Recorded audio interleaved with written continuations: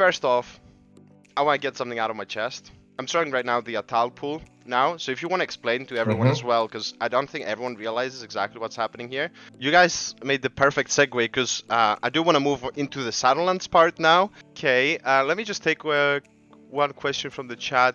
Where was it?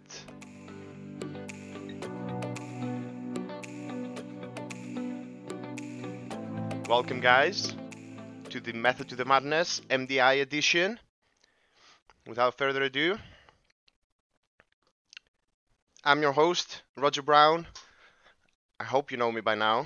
And today we're going to be talking about the MDI with some special guests. And without further ado, just getting into it. First off, we have a Shine, who is from the team Perplexed. They actually won the latest MDI Cup. Really? I mean, Oh, they had to win one, yeah. They've been struggling so much, but getting always so close, but not winning. So welcome, Assign. yeah, thank you for having me. There it is. Unfortunately, he doesn't have a webcam yet, so I'm gonna look at his perfect posture, like Jeeth in the past, throughout this podcast. Then moving on, we have everyone's favorite webcam user, J.B from Method NA. He managed to do the triple, 3 out of 3 cups. So first spot, obviously, in the NA MDI for moving on to the grand finals. Welcome, J. Thank you. There he is. And lastly, but definitely not leastly, my teammate in Method from Method EU with a huge dominant performance, winning 2 out of the 3 cups and coming second on the third one. We have now. Okay. Yeah. That's me. There we go. So real quickly, because some people might not know a bit of your past and stuff.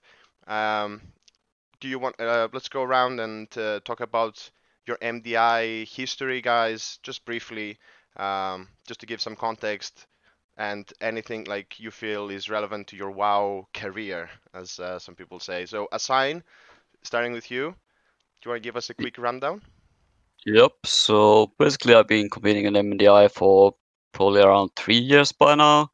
You maybe know me from teams such as Shell's Angels in the Legion MDI and Abracadabra, and now more recently. And yeah, I don't really know if there's much else to say. Also raiding Fat Shark, yeah. And that's about it. Fat Shark, yes. A lot of people's favorite EU guild, actually. Okay. J. I think you are a MDI exclusive, although you've been dabbling into some raiding here and there lately, right? Yeah, definitely since Mythic Plus came out, that's been like rating's been on the back burner. Yeah, pretty much just doing. I think we all 3 of us started competing in the MDI at the same time, right? Did we all skip the first season? Did we? I think What's the first I season? did. The first season was the one that the that in Australians won. Yeah. Oh yeah. No, but wasn't that the MDI, the Superstars, whatever it was called? Wasn't that the? I don't know. There was one season before the. Oh, I mean the first season in Legion. Is that what you mean? Yeah, the first season in Legion. Oh yeah.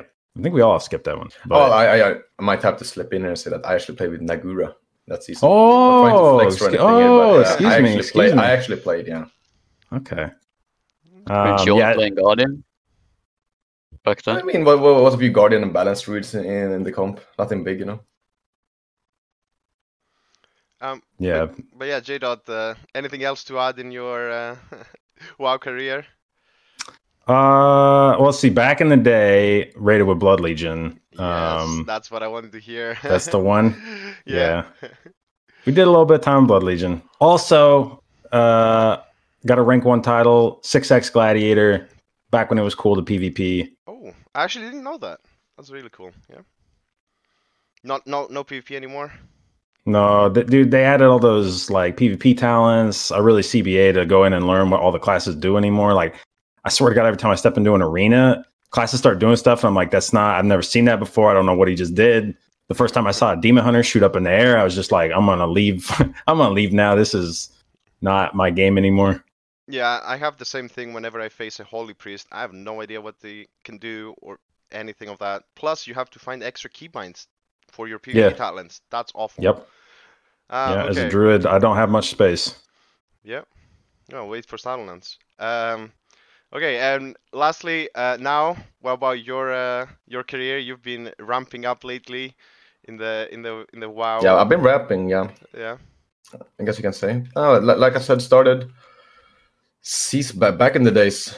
Like I was facing earlier with I don't remember who was in the team, but we played the first MDI season ever. Didn't really go that well back then. No one to blame really. I think do we call it season 2 in Legion? I guess we do. I started teaming up with the Method Boys in Method U, or basically Fragnes and Gingy, and then we got joined by Celia and Maris in BFA, and has been a team since. So yeah, it's basically the history and the past. Yeah, definitely. The first MDI I think was when people didn't really know what's going on. It kind of reminds me of the first PvP season back in TBC for anyone who played, when a lot of people didn't even know that Gladiator exists. They just logged in one day and like, oh, I got Glad, cool. But after that, I definitely got a lot more serious. Well, all right, guys, let's get into the topic now that everyone has been introduced. First off, I want to get something out of my chest. As you might know, I also did participate, not too seriously, but you know, we tried our best in the latest NA Cup actually. A little switcheroo there with the regions. And the one thing that I was thinking, and I actually felt the same way while playing it, was during the time trials. Actually, I tried to qualify once before when the time trials in Legion, you could just run them all the time you wanted. It was Upper Karazhan, Neltharian's Lair, and Maw Souls, yeah. And there you could just run them all the time. Now they've changed the system to where you can practice as much as you want, but then you have 5 keys and you can use them when you feel ready, but only those count for your times. Now I think this system is good. Don't get me wrong, but my personal feeling was that perhaps 5 keys is a little bit too little, and it puts a little bit too much stress. That's how I felt, at least. Of course, if you're a professional team like all of 3 of you guys are, then you probably knock off a great time within the first 1 or 2 keys. But do you think that there could be an improvement in the time trials in general, or are you happy with the current system? Starting with you, J-Dot. I'm actually pretty happy with the current system. I think 5 keys is a pretty fair, like, honestly, if you're running a strat that you can't get right within 5 attempts, like you probably need to adjust that. And I can't appreciate teams doing riskier stuff in time trials than they would in a cup. You know, if you want to do a pull that like you would not be comfortable doing on the cup weekend, but you feel like, hey, once in 5 times, we're pretty sure we can get this down. I'm okay with going a little bit bigger, but I don't feel like time trials should be a thing where you are. I mean, I think the run that is the best example of this was the Method EU run from that Neltharian's Lair, where those degenerates just disappeared in the Nel's Lair for like 3 days, and you didn't like they put up a few times at the beginning in the other dungeons, and then they just like disappeared in Nels for like 3 days. I remember this. They ran this super impressive comp with 4 DPS, right? Yeah, like one tank. Yeah, like healers were not needed, right? If I remember correctly.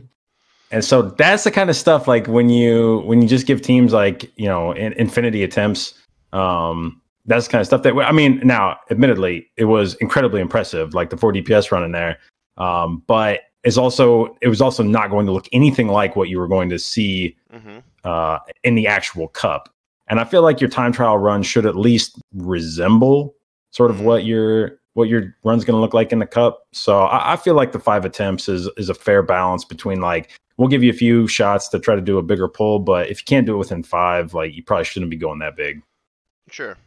Fair enough. Assign on top, while we're talking about this, did you ever have a specific dungeon during any of your time trials where you're like, oh damn, we're on our last key, we need to do this, otherwise it's all messed up, or has that never occurred to you guys before? I think it definitely occurred maybe once, twice, maybe 3 times, but usually you get somewhat decent timer in the first few runs, and then you just try to improve on it. Mm-hmm. Okay. But yeah, Yeah, I don't know. It's just my personal feel, you know, as a team who obviously did not practice all the cups and before that, and it definitely felt like, I mean, on one dungeon we actually had it mess up and we had a really bad time, and I just don't know if I like that pressure of like, oh, I mean, you guys have definitely been there when you do 30 practice runs and then on the actual proper key the weirdest stuff happens that you've never seen before, and you're like, okay, great, rip that key. But yeah, I mean, I don't know. For me personally, I would love if there were 10 keys instead of 5. But since you mentioned this J dot, I'm gonna throw this to now. Do you think there was like, could they bring back an unlimited real keys? Maybe not for all 3 dungeons, but maybe for one of them. I don't know. I just personally thought that that had some fun factor as well, where you can do the crazy stuff and run it over and over. Or am I the only one who thinks that that could be a fun thing? And yeah. I'd love to do that. I like doing stuff out of the ordinary, even if it's 4 DPS and no healer. If it's 2 tanks, and it could be anything. But I think my issue is that there's not one time trial this time around. It's 3 cups, 3 time trials, and every time trial is 5 days. Going back to like only having 5 attempts, but unlimited practice time, I think they just too much practice time for my taste. Yeah. It takes too much time when if it was a one-time thing like in Legion where you would have 1 time trial and would have I think you had 1 cup for the E region and then 1 cup for the NA region, right? And then you had a global. I think that's how it was in Legion. And then you can have unlimited time trials because it's only happening 1 time, But if it would be like that 3 times over 3 weeks, I feel like it's a bit too much. It's already too much in my opinion. Yeah. 5 days of just. I was gonna say that's a very fair point. Like, you feel like it's draining your sanity, no pun intended. Going for, I remember when I was talking to Maris, who hang out a lot on TeamSpeak with, and he was like, okay guys, see ya in 5 weeks, by the way, because I'm in MDI jail now. Definitely is a concern, I would say, if people feel exhausted. It also, I think, creates a barrier of entry, which is quite steep for people who can't really commit that much time over like a month and a half, basically. So yeah, what about that actually, J-Dot? Would you agree that they should reduce maybe the cups or spread them out a bit or somehow relieve the pressure? Yeah, I mean, I think that's the feedback that we give as competitors every season is like, okay, it's cool, but like, is there anything you guys could do to reduce practice time? Because it really is just a thing where you do, like Mira said, like when MDI starts, you basically disappear for a month and a half. And it's, I mean, on the one hand, I love the MDI. I love practice. So I wish, to me, the biggest issue, I'm sure now feels the same way, is I don't know that practice is necessarily a problem. It's the fact that in order to be competitive, you have to do all your practice off stream. And if there was a way, like that was one of the things, there was the community tournament, Keystone Masters, that we had a couple months back. And one of the things I loved about that was that you felt kind of, because it was a smaller tournament, you felt free to stream everything. And in my mind, that's the best stream content. Like doing practice for MDI is, I think, very akin to like the Race to World First type stuff, where you're watching the best in the world develop strategies for how to kill a boss, and you watch them go in and try again, and you get to watch the evolution of the strategy of like, okay, we want to do this pull. Let's try it once. Okay, that was really wild. Is there any way that we can CC that to make it easier? Can we go bigger? Do we need to go smaller? And you watch a team develop that strategy. And I think there's a lot of fun. And I think it's the same kind of fun that people have watching the Race to the World First when you get to watch a team practice for a dungeon and how to build their route. But in the MDI, you don't, there's enough money on the line there, enough pride on the line that you feel like you can't stream it without giving away too much. And I feel like if I was allowed to stream that, it would be the best of all possible. I wouldn't care if we were practicing 16 hours a day. If I could stream it, I think I'd have a lot of fun. But yeah, the fact that you do just have to become a hermit for the entire time it hurts, especially for those of us that, make our livings off of streaming.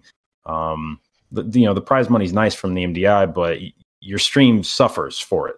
I think it mainly like that strat.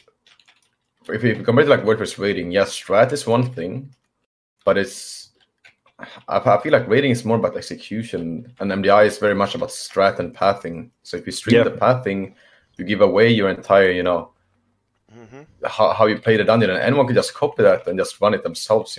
Yeah, you can copy someone's strat in the raid, but it's still gonna take you, a bunch of attempts to, because maybe you don't run the same comp or whatever. Meanwhile, MDI is just, if you show your strat, it's just saying like, yeah, we believe that we do more damage than you do, pretty much. Yeah, and it's also like in terms of progress for rating, it's time sensitive, right? So even if you see someone's strat, by the time that you've adapted to it, the other team is already further ahead. So whereas with MDI, you just see the path, basically the MDT, and you're like, okay, well, I have 1 week to practice this, so it's all good. In terms of the practice, actually, I did have another note about, since the PvP tournament is going right now, I had this thought that it is a little, I wouldn't say weird, but I don't know. I want to hear your opinion, how PvPers can actually do their practice live, on the live server, because they can just queue up for arenas, and that's pretty much okay. Maybe not exactly because of the gear being a little different on the tournament realm, but it's very close to what they are going to do in the tournament. Do you think they should maybe do something similar in game for MDI, as in, let's say that they know already what kind of key is going to be the level of the key that is going to be in the MDI, then they can allow you to just run that, or basically choose the level of the dungeon you want to run and just run it over and over and over again without it switching and causing you to just, be very unfocused. Like, you can't really practice if you run a dungeon and then you run it again 2 days later because you never got that key again. So would you like something like that, or do you think it's fine, you just play for fun on live, and then when it's time for the MDI, that's when you just focus on practicing? Assign, if you have any thoughts on that. I wouldn't really mind that, to be honest. It sounds kind of fun to have some sort of ladder thing on live servers with like MDI type of keys, but yeah, I don't think that's gonna happen anytime soon, if they plan on doing that ever. I actually agree. That would be so much fun. Imagine having, just like PvP, a queuing system. You could like solo queue or find my queue, and it's like MDI type of keys. But yeah, I don't think it's gonna happen. But it would be really fun. Mm-hmm. I mean, I think the only problem I'd have with I think it'd be a lot of fun, but I think it would get like back to like one of the problems I have right now with the MDI is that it, in a lot of ways, it like ruins live keys for me, because I don't want to take anything that we've been working on in the MDI and bring it to live keys until we've shown it off in the MDI. Like, you don't want to show anybody the stuff you've been working on. And now it's especially bad because we've got, still like 6 weeks till we start practicing for globals. And there's stuff that we've been working on that like it like sucks to know that there's a better way to do a dungeon than the way you're watching people do it. Oh, it's small stuff. I wouldn't worry too much about it. Okay. And it sucks to like know that there's better ways to do stuff in a live key, but you just have to sit there with your mouth shut because you're like, I can't say anything about it. I don't want to tell anybody that there's like a better way to do this until we use it in global. So I actually don't. I used to get a little bit more upset that live keys were so different from MDI keys. But in some ways, I feel like maybe as sort of like an off season, that works out better, because when you do live keys, you can, if the keys are like 26s, 27s, a lot of the stuff you're doing in there isn't really going to be reusable in like a 19 key. And so having the different sort of style of key maybe frees you up to do more in it and not worry that you're tipping your hand for competition. Yeah, it was actually also on top of that, on live, most of the times you're gonna be pushing high keys, right? You're not gonna be like, okay, guys, let's just do some 19s. Like it's just at least that's what I've seen people do. And Scribe was actually telling me that he wants to maybe go into the MDI for Saturns and stuff. And I was like, yeah, let's just do some high keys and get some practice. But it's such a different game completely. Pretty much, I don't know if anything apart from knowing what the mobs and the bosses do translates over to the MDI because of that. So I don't know. Perhaps they can think of a way, either splitting it up. Maybe if you do a 19 real quickly, you also get some good rewards. So you have a reason to run that, on a separate bracket, perhaps. But also, if you push high keys just in time before the timer expires, also get reward. I don't know, but definitely much harder, I would say, compared to PvP, where you literally just queue up and then you just play with people that are on the similar rating as you. Now, I do want to say, as an aside here, speaking about PvP practice, I don't know that I've ever been more jealous in my life. When we went to the last BlizzCon Friday night, I think all of the MDI teams were sitting in the convention center till like 10 o'clock or whenever they closed it down. Like all the MDI teams are sitting in the convention center practicing. And on the way back to the hotel, I walked through the courtyard of the Sheraton and I saw like literally every PvPer that was at BlizzCon sitting out in the back deck part of the Sheraton drinking together, and just like everybody was like getting wasted back there. And I was like, what is the deal? I was like, how are these guys going to be at BlizzCon like not practicing? And somebody kind of cued me into it. And they're like, so here's the thing, man. In PvP, you can really only practice against other teams. And you need another team to queue into you to practice. You can't just go and like practice a dungeon over and over. You have to practice against another team. True. So the PvPers know that if every other PvPer is out here, there's nobody else to practice against. So they don't have to worry about somebody like snaking practice on them. So it's this kind of like collective thing where they like all agree that if they all go out and party, then nobody can practice against each other. And you don't have to worry about some other team getting time in. And I was like, I really should have been a PvPer. Like, these guys have it figured out. Then in the middle of the party, while you're having some drinks and fun, you're like, wait a second. That's right. Yeah, you got to keep your eye out. Where's Cloud9, dude? We got to go. Okay.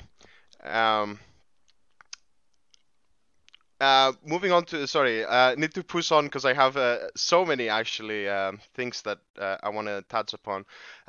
First off, I want to talk about the comps, right? A little bit of a hard swap here, but the comps we've seen pretty much, I think, every single MDI that there's the meta, right?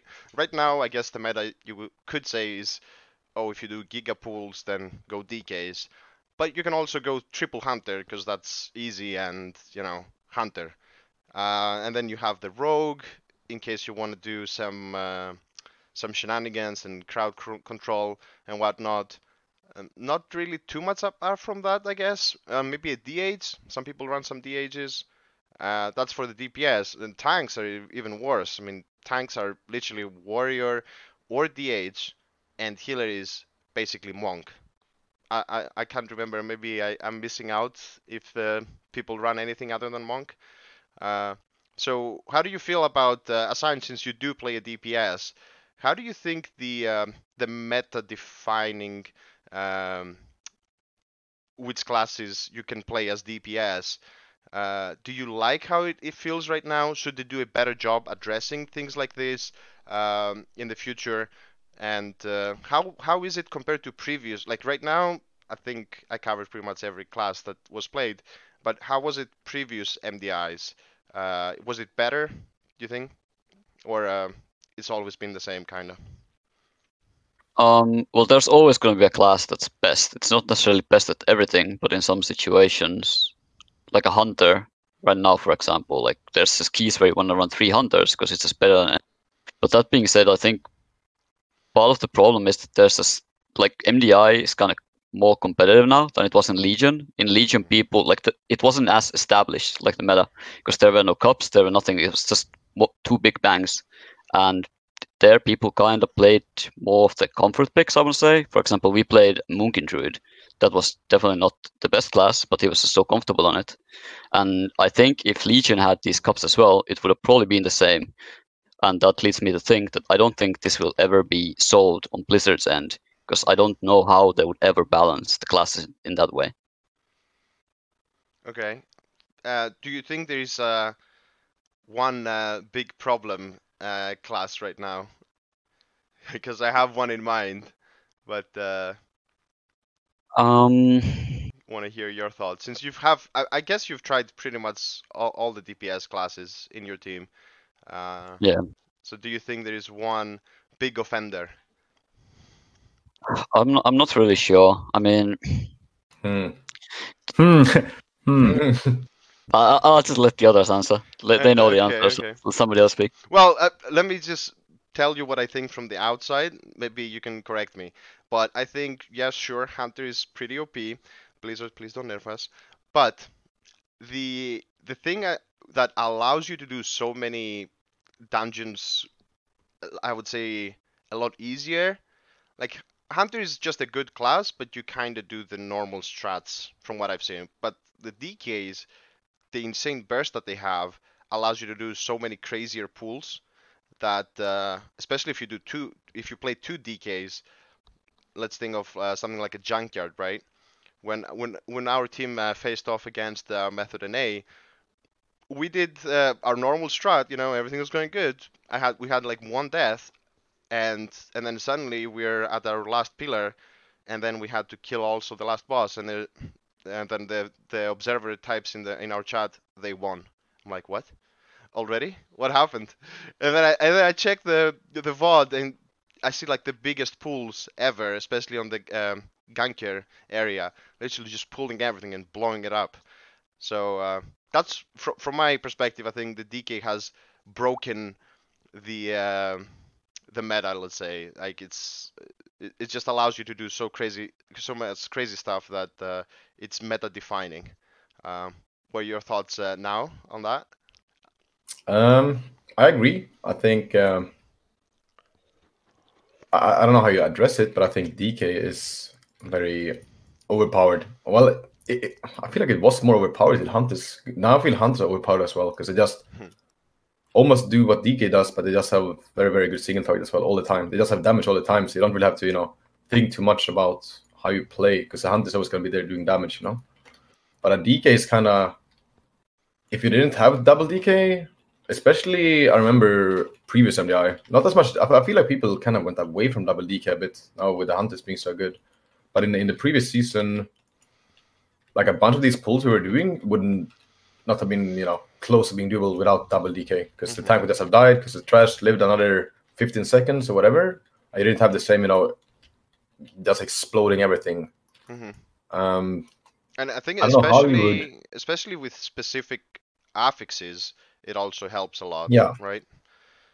I mean, I don't think it matters too much with the affixes, but yeah, if you have played double Unholy against Bolstering and you just kill everything at the same time, of course it's going to be good, right? But I just feel in general that if you play double DK, it's just safer than playing something else. Even I would rather play double DK, even though you would kill the bosses slower, but blow up the trash, just because you would never really wipe on a boss in an MDI setting. You would wipe on a trash pool that something, goes wrong in. Someone misses a kick or a stun, or you chain one pack, and the DK is always going to make sure that the pools are very safe compared to maybe triple Hunter or double Rogue Hunter or whatever.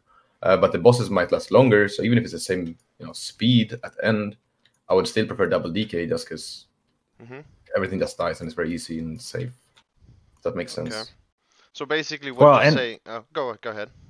I would also add that I think that the rise of Mistweaver when we got essences and Mistweaver got access to Way of the Crane, that pairs so well with the DK pull style, where DK is going to want you to grab like as much as you possibly can, and Monk just scales with like the healing just scales. with everything that you pull. And basically the game is like, a monk's going to make you invincible. If you pull enough mobs, a monk's going to pretty much make you invincible unless you're getting one shot, literally one shot by something. A monk's going to make you invincible during the way of the crane window. And so then it's like, can the DKs kill everything in this pull within 15 seconds? And the answer is usually yes, like, or at least the dangerous stuff. And so you just have this like perfect symbiosis between the classes where the monk wants you to pull a ton of stuff because it does more and more healing the more you grab. The DKs want you to pull a ton of stuff because they can blow all of it up. And it helps you to pull onto usually a boss because the DKs have unreal funnel ability when they, get their Festermite rolling, and they can just be dumping, not only, can they do a ton of single target or a ton of AoE damage, but the entire time they can be hitting one mob in particular and just chunking that mob.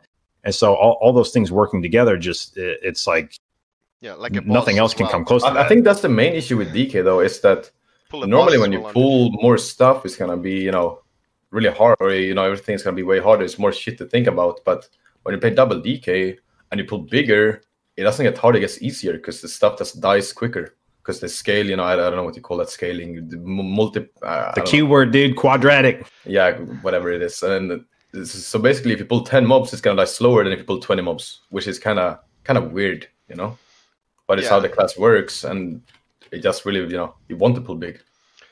So basically, what you're saying is you go in front now, and you gather everything up, and you're like LB, right, Assign?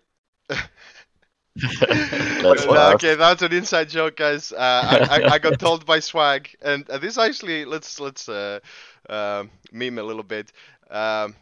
Do you guys have any like keywords that you say in your team while you're practicing and stuff that no one else is using? Because I was told by Swag that in Perplexed they're saying like LB for Let's Blast and stuff like that. Do you guys have anything like that in your team? I don't know that we have any like keywords. I do remember on the topic of like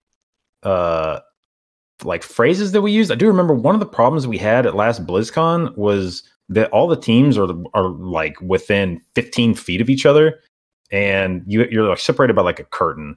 So anything that you say, if any other team is keeping an ear out, anything you say, another team can pick up pretty quickly. And I do remember that before they fixed sharks on Trothak, that we had figured out that Plague was like breaking those sharks, and we didn't know if other teams knew exactly what was causing that.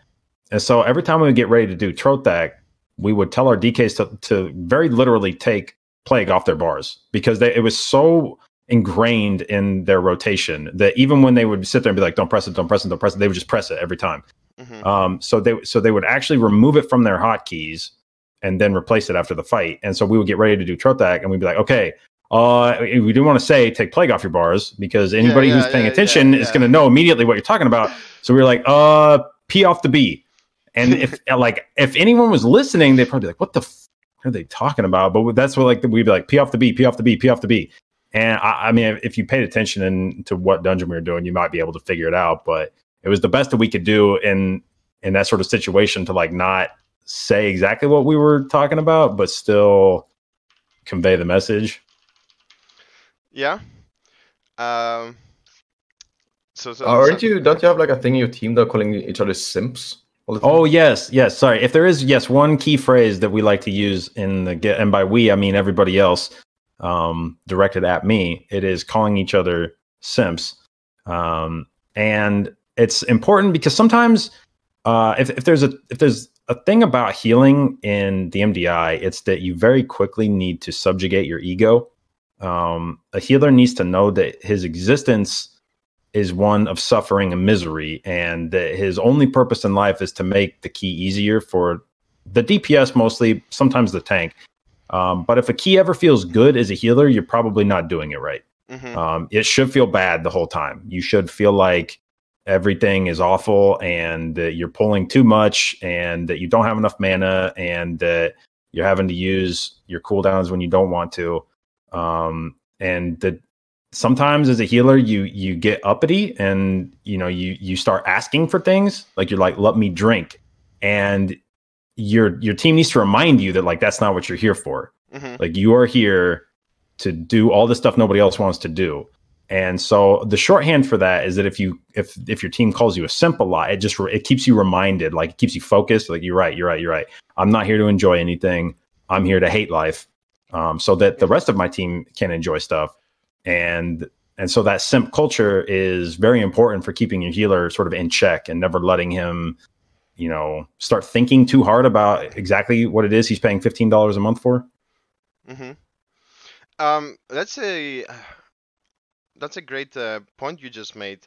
I think in the past, specifically, it felt to me like a lot of times teams would choke or int or whatever you want to call it. So I think it made more sense to have a, not the super crazy strategy, but a little bit safer, because if the other team messes up, then it's an auto win anyways. But from what I've seen in the latest cups, especially in the European side, and I obviously we're going to see this a lot more in the grand finals when the top teams are there, is that sometimes there's just no mistakes, and it's literally, and it happens more and more often that you just have two teams that are blasting so fast, but the other team is just doing something super crazy. Yeah. I have to disagree here, though. I think. Really? Okay. I think it was way less. I mean, I can only speak for our team, kind of, but I feel like the further into the expansion it goes, all your previous strats are not going to be good enough anymore. You need to add something to every pull, pretty much. You have to pull extra with the boss, and that pull has to be bigger because we're not sure we're going to win with a strat we played 2 weeks ago. So I feel like the longer it goes, it just gets more and more spicy. For example, we had a big talk about this actually, where we felt like we weren't as consistent this time around as the previous cup or before BlizzCon, and we figured out why. And it's pretty simple. It was like you played double rogue, you didn't do as spicy stuffs because you didn't need to. But now, I think all the teams are getting better by the minute, and the strats that we played before BlizzCon are not going to be good enough today. Yeah, that's what I said.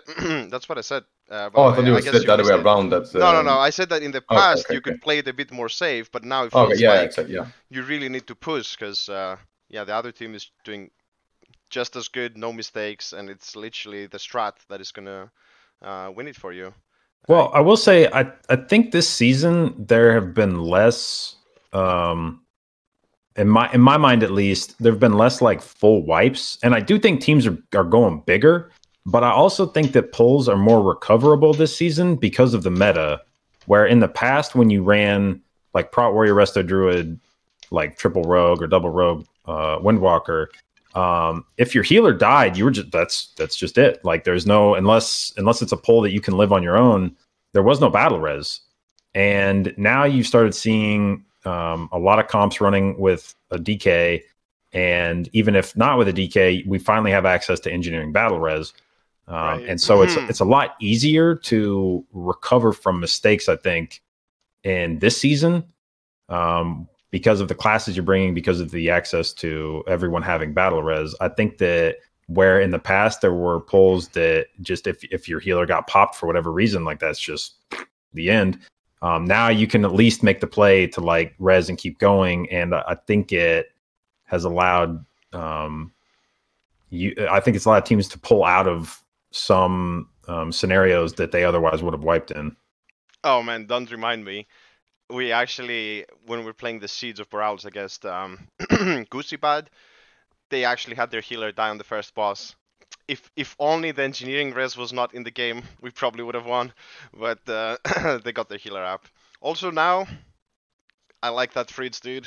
I don't know if you're watching the stream, but I also grabbed a cool little juice from there when I saw you. But you have a fridge behind you as well. Yeah, dude. That's the efficiency we need. Yeah, exactly. Okay, moving on. Like the time is passing and so many things to talk about. Let's quickly touch. I mean, I guess this topic has been talked to death lately, but just specifically for the MDI, how did you think? Like, first of all, did you like it, even though it's, I guess you could say, is universally bad? The fact that corruption is in the game for this specific MDI. And I mean, was it good because it spiced up your gameplay, or would you rather never having it? Starting with Shine, because I guess DPSers like their their corruptions the most. So what did you think? I absolutely despise corruption. The fact that the only class that I like it on is PM Hunter, obviously, because it actually interacts with you and you can kind of outplay most of the effects, or rather that they don't do anything to you. But when you play like a melee spec and you get corruption slow at a bad spot and stuff like that, it just feels so bad. And it does not really add that much to the gameplay. So I can't say that I'm a big fan. And what about the negative effects, though? Because I think that apart from the slow, which I hate, I actually think it's kind of neat that you get to play a bit more spicy, you know, maybe get the things from beyond, get the circle. So you have to be careful a bit, and you can choose if you want to go 55, 35. But yeah, the slow, personally, I think sucks. But did you enjoy that at all, or were you like, oh, this is just annoying, I just want to play my class? I mean, the Eye of Corruption and Thing from Beyond, like, often as a DPS, don't really do much. So like you said, like the slow is the main annoyance, and to me at least, it feels the most dangerous one, depending on. But at the same time, I can't really say that I enjoy like CCing the Things from Beyond and stuff like that. I don't know. It doesn't feel good to me. Okay, fair enough. What about the tank and healer? Let's go to our healer, J. How much corruption does the monk play, dude? So I'd never go above 40 because I'm not that brave. And it's all gushers, and you know, as far as like what it adds to my gameplay, it's nothing. It's just that now when you punch bosses, you do like 60% more DPS or whatever than you would have otherwise. Right. And so if you took corruption away from me, I wouldn't really notice any difference as an MDI healer. And definitely the effects in the MDI were a little more muted than what you see on live these days, because our cloaks are capped at 50. So you're not going to see quite as much. But I will agree with the Shine that it really feels like a lot of the classes that use the corruption effects it doesn't make the class play much different. It just makes you do more damage. And I'm not a big fan of that kind of style. And sadly, I think Twilight Dev, for as much as it gets memed on, Twilight Dev is maybe the corruption in my mind that changes the way you play the game the most, because it actually requires you to aim a thing. Like, I know it's kind of a joke, but you actually have to be facing your character at the mobs and try to predict, like, okay, should I, where should I be facing to try to hit as much as possible? You have to pay attention. Like, if you're kiting, if you turn away from the mobs, you potentially fire a Twilight Dev in the middle of nowhere. If you're in a dungeon like Toldagor, you have to be mindful about where you're facing, unless if you happen to shoot through a wall and pull stuff. It is, I think, the corruption that adds the most, sort of variance to the way that you play your class. Which I think is kind of sad. And as a healer, I will say that the corruption element, like the negative side of it, the damage that it does, is kind of interesting in some cases. But a lot of times as a healer, you develop this expectation of what a boss is going to do or what a trash pull is going to do, and you get a sense of like when healing is going to be necessary. And it informs your DPS rotation. Like, you're like, okay, this is the phase where nobody takes damage, so I'm gonna like let my hots fall off here and just go ahead and do full damage. And then, right as Tantrum's about to come out on Kragmaw, I'm gonna start reapplying hots. And the problem with corruption is that it can throw that off completely. Like, if somebody gets a double stack of eye, when you're in a phase where you're not expecting any damage, or they have two things from beyond proc at the same time, and their cloak's not up and they have no way to get out of it. Like, as a healer, that it makes it really weird, because you have this sort of expectation in your head of like when I'm going to need to be doing healing. And a lot of times, if you're not ready to be doing healing at that moment, it makes it really hard to catch back up. And so it becomes frustrating on certain fights where you feel like it just adds this extra element of damage that now you have to account for and screws up your DPS rotation. Yeah, it definitely makes things, because it's random procs, obviously, that you get from it, It can definitely mess up with your practice, let's say. Like it basically makes it more inconsistent what to expect. So I can see how, from a healer point of view, that's annoying, let's say. For me, I do agree with you though. The Twilight dev, being a DPSer, and then randomly you just see the pack that you just pulled just lose 20% health or nameplates disappearing, and you're like, oh, thank you, Now or Noigi or whoever. That's really nice of you. But bringing it on to now, how does it feel when you proc a Twilight dev? You're pulling a pack, you proc a Twilight dev, but you hit nothing. Describe that feeling. I thought you were gonna. No.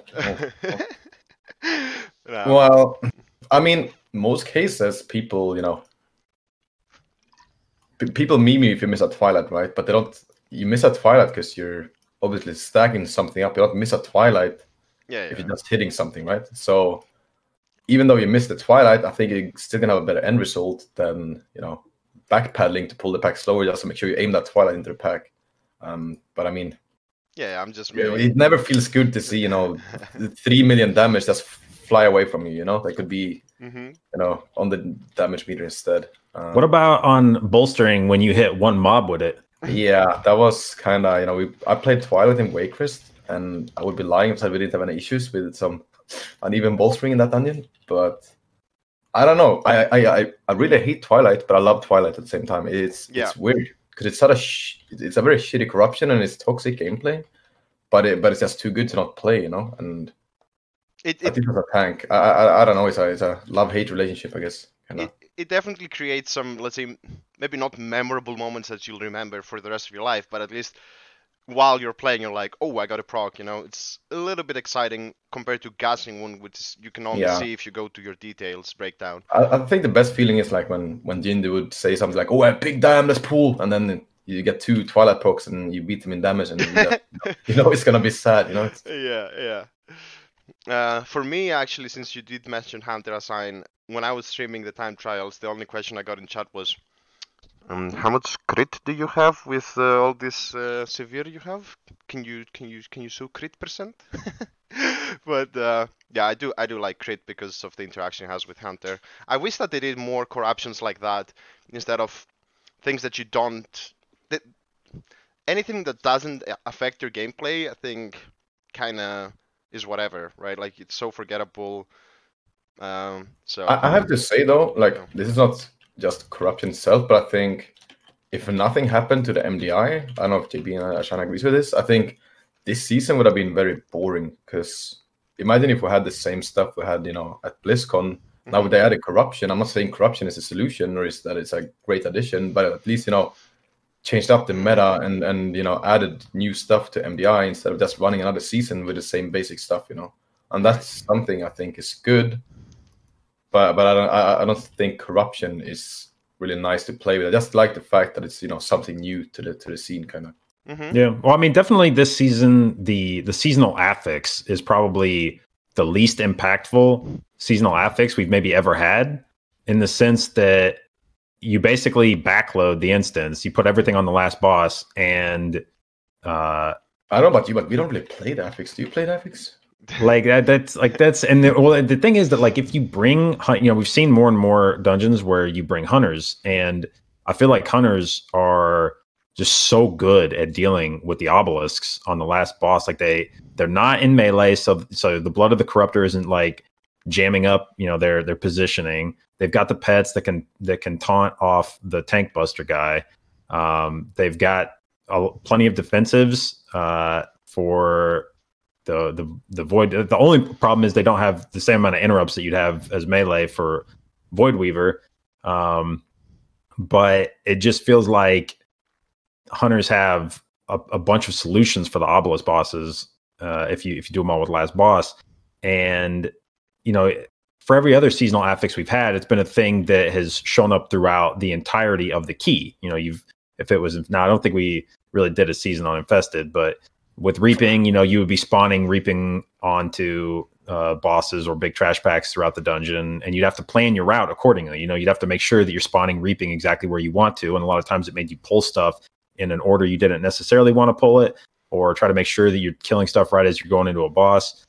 With beguiling, you were making sure that your route avoided like any of the void thingies, whatever those were called, or you needed to have somebody knocking back the enchanted, or it was something that added elements to a pull that could be annoying or change the way you did it. But a lot of times with Obelisk now, we're just seeing teams skip Obelisk the entire way through and just doing 4 on the last boss, which makes the last boss interesting. But it makes the rest of the dungeon very straightforward, and you're not really doing anything different than you would have done on. But it wouldn't have made the dungeon, even if you played it wouldn't really, impact the dungeon, because the bosses are kind of boring by themselves. No, but I'm just meaning like even if you did the obelisk, we saw some teams, for example, I remember in Atalasar, they would do the big pull on the left side, right, and they would play the spider obelisk to get their cooldowns back for priestess, and stuff like that. But even if you played obelisk without the last boss, it wouldn't impact the dungeon. I feel like in any way, because they're in a different realm. It would just mean that you would just come to the next trash pull with probably more cooldowns, than I do wish there was a way to do obelisk bosses on like individually onto other bosses. Like I wish there was a way that you could like if you engaged a boss while you're fighting one of the obelisk bosses, I wish it would pull the obelisk boss out onto the boss with you, so that it wasn't like an all or nothing. Like the only way you can do obelisk bosses out of the void realm is to pull them onto the last boss. And I wish that you could do them like one at a time instead of having to go like all or nothing on the last boss. I wish that you could pull, the tank buster onto one boss and then pull the void weaver onto another boss. That's very interesting. I can tell you, by the way, you're very lucky that we're not in Shadowlands, because I, for one, would never taunt the, I don't know his name, the taunt guy, if my revived pet was a 6-second cast. Okay, so you're pretty lucky in that sense. It's only 2 seconds on live now, but they're changing that in Shadowlands, if you guys didn't know. But yeah, that class is low. Also J.B, have you hacked my computer? Because Awaken was actually the next thing I was gonna talk about anyways. What is going on? A little bit spookier here. I was gonna say, for the Awakened, for me it felt like a very cool idea, but it definitely, like on live keys, especially high keys, it allows you to do, it gives you so much freedom from my experience, which is great. But for the MDI, it definitely felt a bit weird, I guess, that because most of the times you just pulled everything into the last boss, right? And the reason why they put this affix, I think, was mainly to mitigate the effect of mass stealth or shadow melt. But in the MDI, you still did the same things and just pulled everything, or mostly everything, with the last boss. Am I right with that? Am I accurate with my assessment? I mean, yeah. I think the idea with affix kind of felt like they wanted to go away from the rogue meta and, more for like casual groups, I'd say. Free up that you don't need a rogue because you can use the obelisk instead. But it kind of, I don't know. In MDI, I just feel like no one really cares. I don't know. You're gonna play the comp with the damage, and that's how it is. Okay. But I think it's a really good affix if you just, doing keys with your friends, because you have way more freedom with the obelisks and choices. And I think they probably put them in specific places to, how can I say, like some annoying parts of some dungeons you can just walk through, right? What comes to mind is like Mechagon Workshop. You just go in and you skip that whole like dodging and going into the steam or whatever to hide from the bots. You know what I mean, yeah? You just go into the pillar instead and just walk. You just press W. I'm more curious if you actually had to play the last bridge. That last pack feels so painful. To actually, if you had to play that, you didn't have an obelisk. Yeah. I still haven't played that pack once. I think that's true. Okay, knocking out 2 quick things actually. First of all, Shadow Melt. Does it need to get completely destroyed in Shadowlands Assign, or do you actually not mind it? I definitely think that it should not be in the game. I think it's it has not good design for MDI specifically. Would you say it's the arcane torrent of Legion, but now we have Shadow Melt for for BFA? I feel like it's even more broken than arcane torrent, at least in MDI. I mean, you won in Legion, right, Ashan, didn't you? Yeah. With Chelsea? Did you play? I don't remember. Did we play Belf in Legion in MDI? Yes. We Yes. did? Okay. In most dungeons, but yeah, the reason why I say I think Shadow Mode is more broken because you didn't necessarily need all of the arcane torrents in a Legion MDI setting. But in high keys, you usually didn't need them because the trash packs would obviously live longer. But in MDI, you would often have some spares and stuff like that. But Shadow Mode, it just allows you to do things that you just wouldn't be able to do. Yeah, and I think it's a lot of people are missing out on the fact that it's not just skipping packs, right? Like you just walk through and like Shadow Melt, boom. So it's kind of like a fast mass stealth, and you can also go through detection mobs. But it also has a lot of uses just to avoid casts on you, right? Like mechanics. A lot of people, I guess, don't notice that, but it's not just for that, right? Maybe a spider cast on you on the last Like boss. Red Sun is a great example of that with the melding you're talking about, the fixate. Which one? Red Sun in Natal. Oh, in Natal, right. Yeah. Like it's just, I personally think they should remove it. And if you're thinking about the Blood Elves in Legion, I do very keenly remember the CC rotation. Like back then, all you needed was the CC rotation. Okay, stun 1, stun 2, Arcane Torrent 1, Arcane Torrent 2, I remember. 3, 4, 5. I remember that with Mike. And then what's the other thing you had? The frag bomb. Right? Engineering bomb, yeah, bomb 2, 3, 4. Oh, who missed that bomb, dude? We wipe. That's it. So we've gone away from that. Now we just destroy everything with double DK instead in 10 seconds. But yeah, any thoughts on that, J. Yeah. I would go the other direction and say I actually think Shadow Meld is like, rather than removing it, I think the solution is to give everybody a Shadow Meld-esque ability, which I think is there are some dungeons where I would never want to play the dungeon without Shadow Meld. Dungeons like King's Rest or Temple, where you literally like cannot go through the dungeon without over pulling for count unless you skip packs that you cannot skip without a stealth or a Shadow Meld. Like the dungeons are just built in a way that you cannot, there's not enough room to move around the packs without pulling them. And if you pull every pack that you have to pull on the way, you'll go over count. So in my mind, either dungeons need to be built with Mythic Plus in mind every time. Dungeons like, Freehold or Junkyard or Motherlode give you the ability to navigate through the dungeon. They're wide open. The packs are spaced out in a way that you can move through them without pulling them, and you can kind of pick what you want to do. Are you sure about that, though? Isn't that something you've gotten used to, you think? I mean, sort of, but like I just think unless the dungeons are built in a wide open way, then you like need Shadow Meld or something like it to allow you to pick which packs you want to do.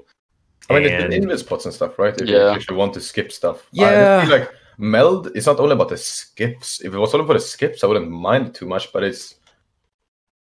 I don't know. It's okay. Just, like I said with Red Sun, they're just feigning every fix it because you have a Meld and you just, I don't know.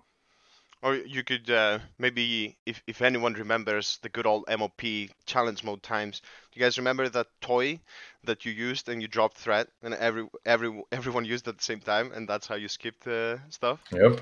I don't know if people remember. The banner, right? Whatever it was called. Yeah, it was something like you threw some stuff around you. I don't know.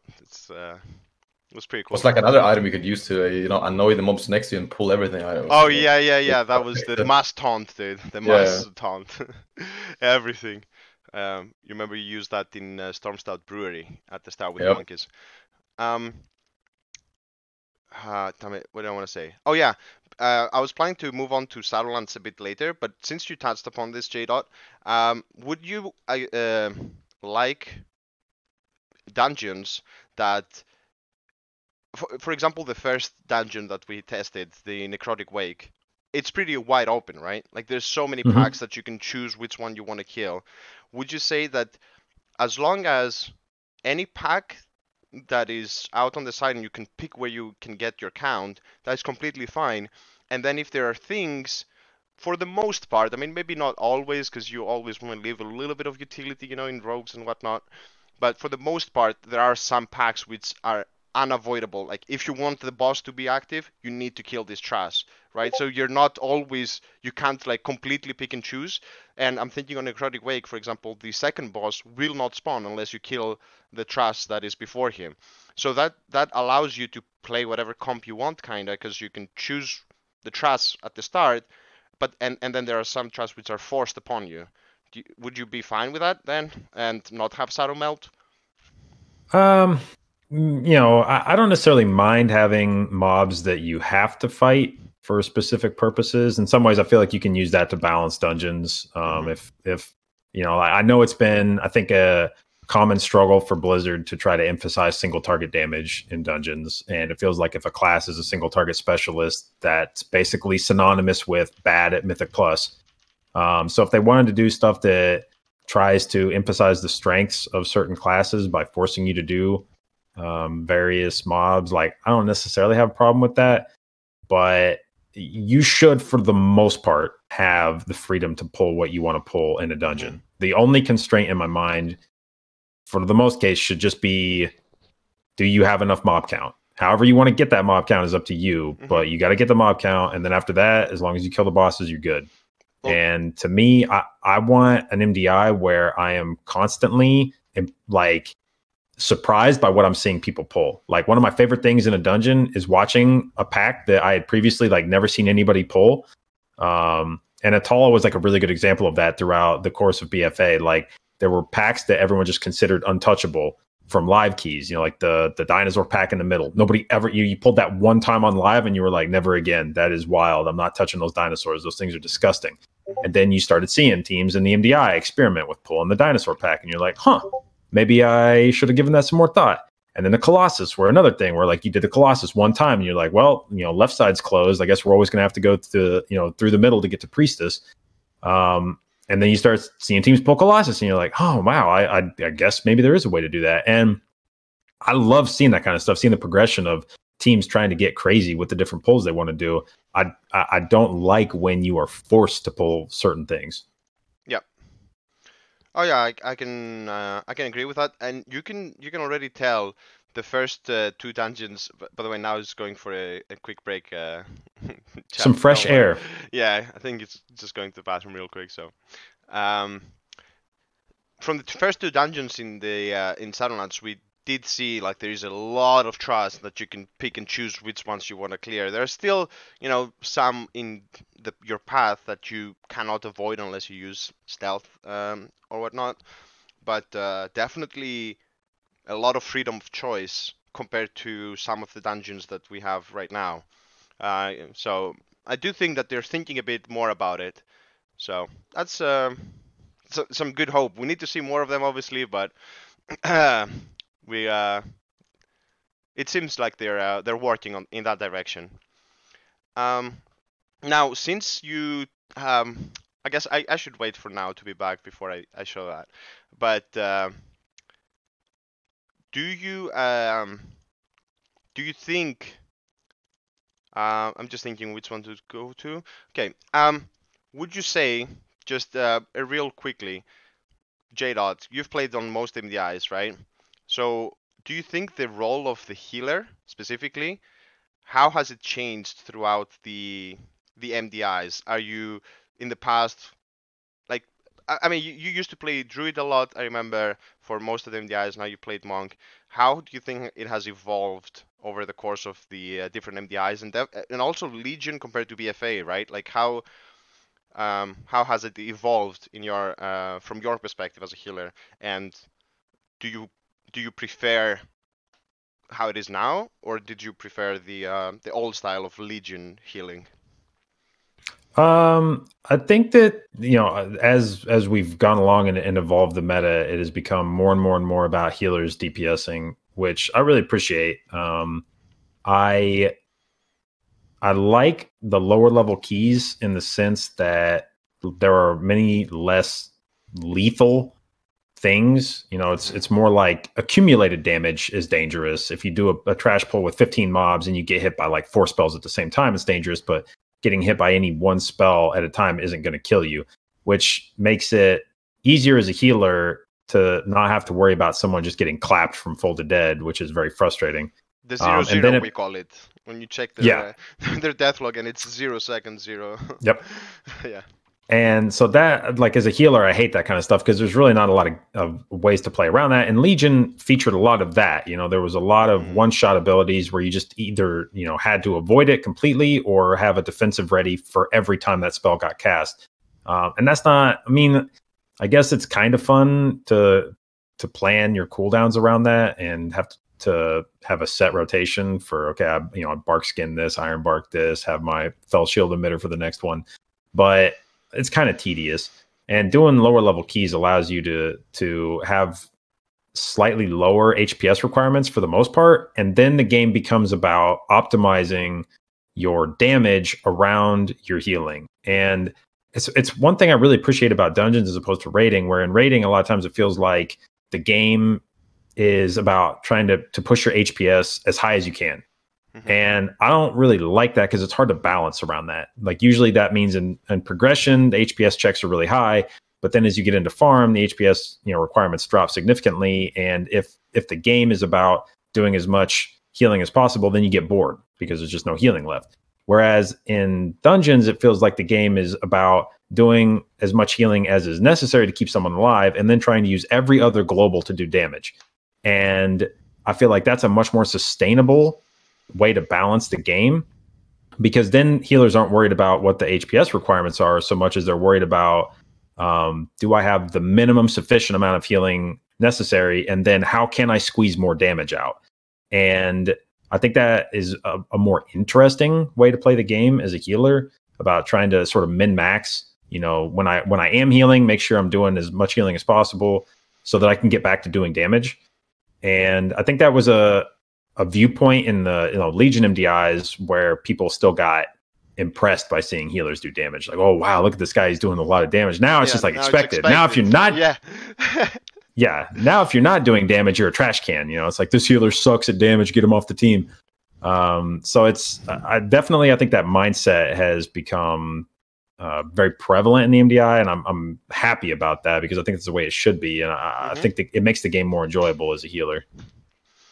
I mean, if you think about it, the healing meter you are always going to top anyways, so you need to fight for the damage meter spot, right? Okay, memes aside, now that Now is here, I wanted to touch on a different subject, which you hinted at earlier, J-Dot, and it is, has everything pretty much been figured out for this expansion?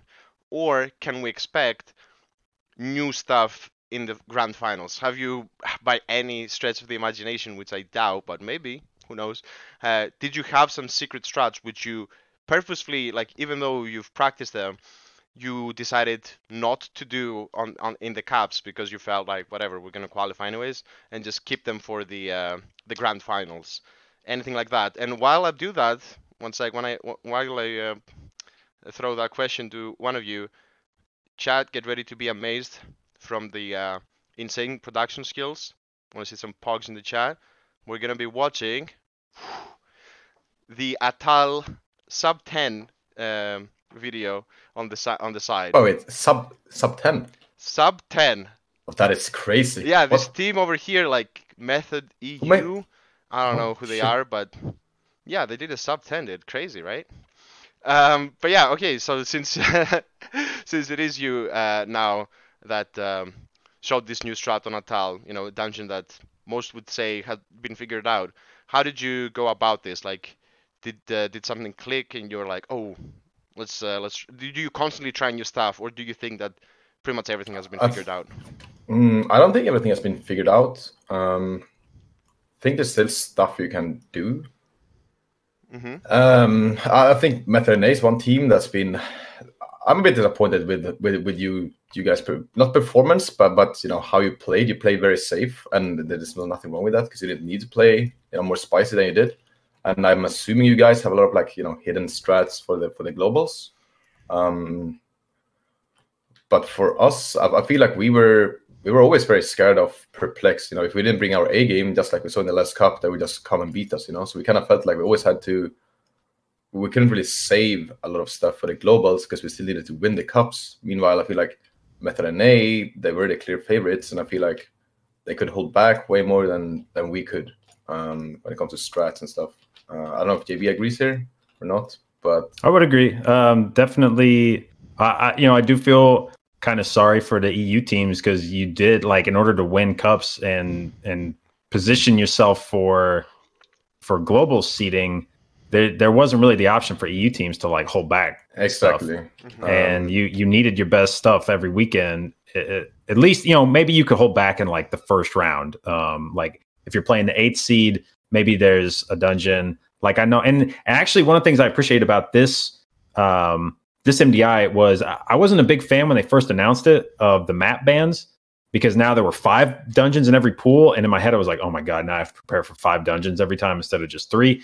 But I think the map bans have actually been really good for sort of I agree. I like the metagame, well, because it allows you to pick and choose in some cases, like which dungeons. Either you can completely get rid of a dungeon for an entire tournament, like I'm just not going to practice this dungeon ever, or you can like day one decide, like we saw Method EU do, where they're like, we're going to ban Atoll in the first round because we don't want to show anyone our Atoll day one. We don't want teams to have an opportunity Saturday night to look at our stuff and then come out and use it against us on Sunday. So there is some of that, you can kind of play around with it and like, I'm going to hold this back till later, not show anyone the strat. They won't know if we're good or bad in it. And I feel like it added a new element. Like I would say if there was anything from this tournament, you talk about, have we seen everything in BFA? I would say if there's any big shakeup to the MDI, I feel like the map bans were maybe one of the biggest things from a competitive perspective that gave teams the ability to be a bit more strategic. Mm-hmm. Oh yeah. I think they're just like, so you talk about if teams are going to find anything new. I think there's going to be a lot of teams who are going to get kick W spammed in the chat, if you know what I mean. They're going to try and do something really big because I feel like they need to do that. And it might work out, 3 out of 10 times in practice or something. And then it might not work out in the cup, or it's going to work out in the cup and it's just going to be, what just happened kind of thing. Because it's, it's the final cup of the expansion. And I kind of feel like in the globals, you kind of have to go big or go home. You don't really want to play safe. At least me, I hate, having, if you enter a game and you just know that, I don't know if this is good, it's safe, but if the other team plays, we know we can go quicker, but we decide on going safe. And then you just know that if the other team doesn't wipe, you're going to lose. And it's never, a nice thing to get into a game knowing that, if the other team doesn't screw up, you lose. It definitely, I understand what you're saying. It definitely would feel really bad if you're in a position where you're banking on the other team messing up, right? Because if you do your strat perfectly, no wipes, no nothing, no deaths, and you still lose, you're like, well, okay, I guess our strategy is just bad, yeah? And that feels different than, okay, I made a mistake, but, I had a chance. So, yeah, okay, because I have this paused for a while now, and I guess people want to see it, I'm starting right now the Atoll pool now, so if you want to explain to everyone as well, because I don't think everyone realizes exactly what's happening here, and it's actually going to touch on another thing. Right now, Jinji has went all the way over here, ready to pull some stuff, right? Let me see the stream. It's on the left side, right? Yeah. Yeah, the big pool. Yeah, so basically that pool all comes down to timings. Because you have a bunch of ogres and confessors in the pool. And if you don't pull everything at the same time, it's not going to get a good stack up. And they're going to start casting outside. So that's why we see Jinji going, I think he's using camouflage, what is his called for Hunter. He's going through and he's putting the stair before we pull anything else, just to make sure that the mobs on the stair run all the way down before they start casting. Because I don't know if we ever saw it, but it definitely happened in practice where we just struggle because the mobs wouldn't run in before they started casting. You wouldn't get the sweep and you would just wipe. Okay, don't give out too much information, by the way. I'm sure everyone in this call knows about that pool. Every team has been doing that pool a bunch of times. All right. I mean, I'm sorry, but isn't this the pool that like differentiated your time compared to other teams, or am I missing something? I think I didn't see many other teams that did this big of a pool. I think the I don't know what team Hiruda plays for, but I'm pretty sure they did the same pool on the left side. But it is a very spicy pool, and it's very easy that something goes wrong in that pool. So let me just roll it here, by the way, so everyone can see. And yeah, while we're watching this whole pool relies on one thing, and that is snapping the mobs. Or am I wrong? Are you doing this there's stuff? no snapping. No, there's no snapping. Oh, there's Like I no said, that snapping, pool all actually. comes Oh, down you're to right. the timing of the mobs to reach you. Okay, yeah, right. at the right I time. forgot. I remember that you just need someone to be on a snapping position to just avoid Yeah, the charges, right? Okay, so a different kind of clever game mechanics, clever use of game You mechanics. can say that, yeah. So yeah, I mean, you've only started doing this pool this cup though, right? Oh, that's a big guardian. Jesus. Yeah. I think people always say the pull on the left side, but you always played one Colossus, from what I remember. Not two.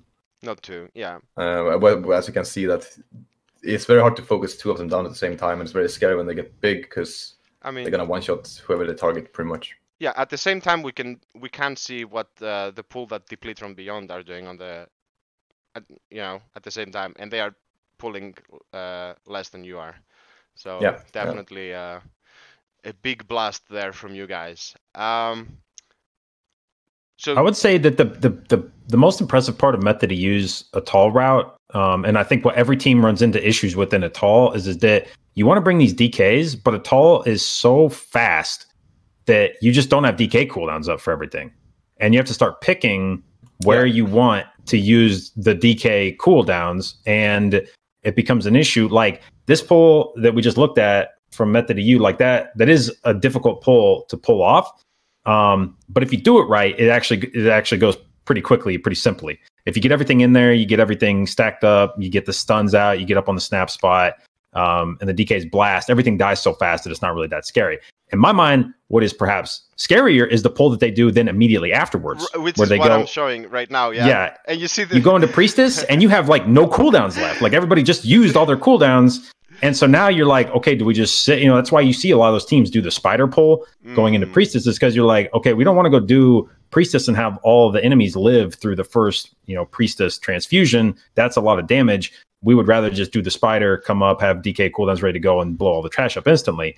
But Method U's like, I ain't got time to do a spider. So they just go right into the Priestess pull, and like stuff lives through the first transfusion. And like that is now, the Monk just used Way of the Crane on the last pull. It's probably not up on pull of the Priestess pull. The DK's used all their cooldowns. And so now everyone's just kind of sitting there waiting for cooldowns to come back up. And like there's a lot of trash and a lot of damage. I have to agree that pull was very, very scary, and it did go wrong a bunch of times before it actually, started going the right way. So yeah, like you said with the spider, I think most teams always did a spider because they needed the cooldowns for the Priestess pull, because it is a very hard pull with the boss. Especially if your DKs does have a pet transform, nothing is gonna die, and that's the main issue. Yeah, and we can it's not even about healing; it's about necrotic and nothing dying really. You can see here the DK is doing like 1/3 of the damage that Shinji is doing on the Hunter, because as we said, Hunters. It was a meme back in Legion. True Shot is ready because it was always ready with all the CDR, and now you have the same with like Aspect and Beastie Wrath. So Shinji always will do good damage, but the DKs, they're like, I mean, a couple of like when the boss is still like we're about to have the first transfusion, and the DKs are sub 100k DPS with like 20 mobs in there. So yeah, you will see what happens after the transfusion, though. That's where they get all the cooldowns up there at the end and then pop off. But definitely a little bit scary that you don't instantly blow them out. So yeah, I think if that pull if it's not necrotic, I think it's not too bad not having cooldowns on Priestess, for example. But with necrotic, it was very spicy. Okay. So do you think we're gonna see more of that? By the way, that like bigger pools, any of that? Ashine, anything that Perplex has ready for the grand finals? Have you had some thoughts of bigger pools similar to this? I feel like most of the stuff has kind of been shown, but obviously teams probably have some smaller things that they can integrate into their path, and teams will of course also realize new things potentially within like the 1 or 2 weeks that we have to practice. Because a lot of the small things you realize, it also comes down to the affix combinations of the dungeon. You can do like this small optimization. So yeah, I would definitely be surprised if you don't see anything new from the teams. Speaking of something new, the one thing that you did bring, I think you were the first team, but instead of showing your footage from the first time you did it, I'm gonna randomly choose a random other game where a certain team did the same strat. I'm of course talking about Freehold and kiting the 4 awakened mobs. Was that something that you first came up with, or did you know about this from other teams trying it, but you just found a way to make it work? And for anyone who doesn't know exactly what we're talking about, it's you don't do any of the pillars. You have all 4 pillars on the last boss, and then your healer just takes aggro and starts running and running and running. I know that you stopped doing it, I think, lately, because you decided the other thing is just killing them is easier. But the idea, I think, is brilliant, right? And if you can talk a bit about that, like how did you go about making that a strat? So initially, I think I brought it up in our team Discord, kind of as a semi-joke, I would say, about a month before the MDI, and ever since it was kind of on my mind always, and we just tried it, and it actually worked. We were kind of expecting the bosses to reset or something if you got the awakened bosses out, but it just didn't. So, and yeah, like you said, we moved away from that in a lot of places because we just like playing the things more. The guiding is never 100% consistent for us in any of the dungeons, and we feel like we can play the bosses and it's going to be nearly or maybe even faster in some cases, like at least we think so. Yeah, I can 100% confirm that it's not the safest strategy, guys. For example, I did say earlier that we kind of inted our freehold keys for the time trials. One time when it was the perfect run up until the last boss, Jeeth, right at this point that I'm showing right now, so while he just teleported to the bridge and waiting for the mobs to come down before starting kiting, gets hit by one of the daggers from the boss, gets tossed next to on the bridge handles, whatever you call it, like the rope on the side, and instantly gets everything snapped to him and just dies, right? So, and the dagger, by the way, flew above him, right? It has a Z axis as well, so it's not really a blade; it's more like a laser. If you think about it, it's definitely really frustrating having your whole run basically destroyed because of one simple mess I up. have to say, I really hope they fix that. I don't know. I don't think it's gonna happen. But I am not a big fan of kiting either. But I just feel like in some dungeons it's just the best choice. It's gonna save you the most time, so you kind of have to do it. I actually asked the admins if they were planning, if there was any intention to fix that, and they said no. Like that, so far as they were aware, that kiting's not going anywhere. So let's give it a sec.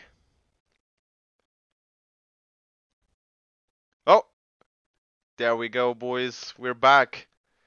Whew, saved. Whew. Let's go, close one. boys. That's a close one. Always. I don't know, man. I think I need to uninstall some WeakAuras or something. Yeah. So where were we even? Whew, I don't remember what we were talking about. Anyone? I think we were talking about the awakened kiting thingy. Sorry? Can't remember. Okay. We were talking about the awakened mobs being kited. The awakened, and right? us The not kiting. thinking that. Okay. Yeah, I think we talked about it enough. One other thing quickly, I wanted to touch upon is how do you feel about? Oh yeah, we were talking about the code. Right.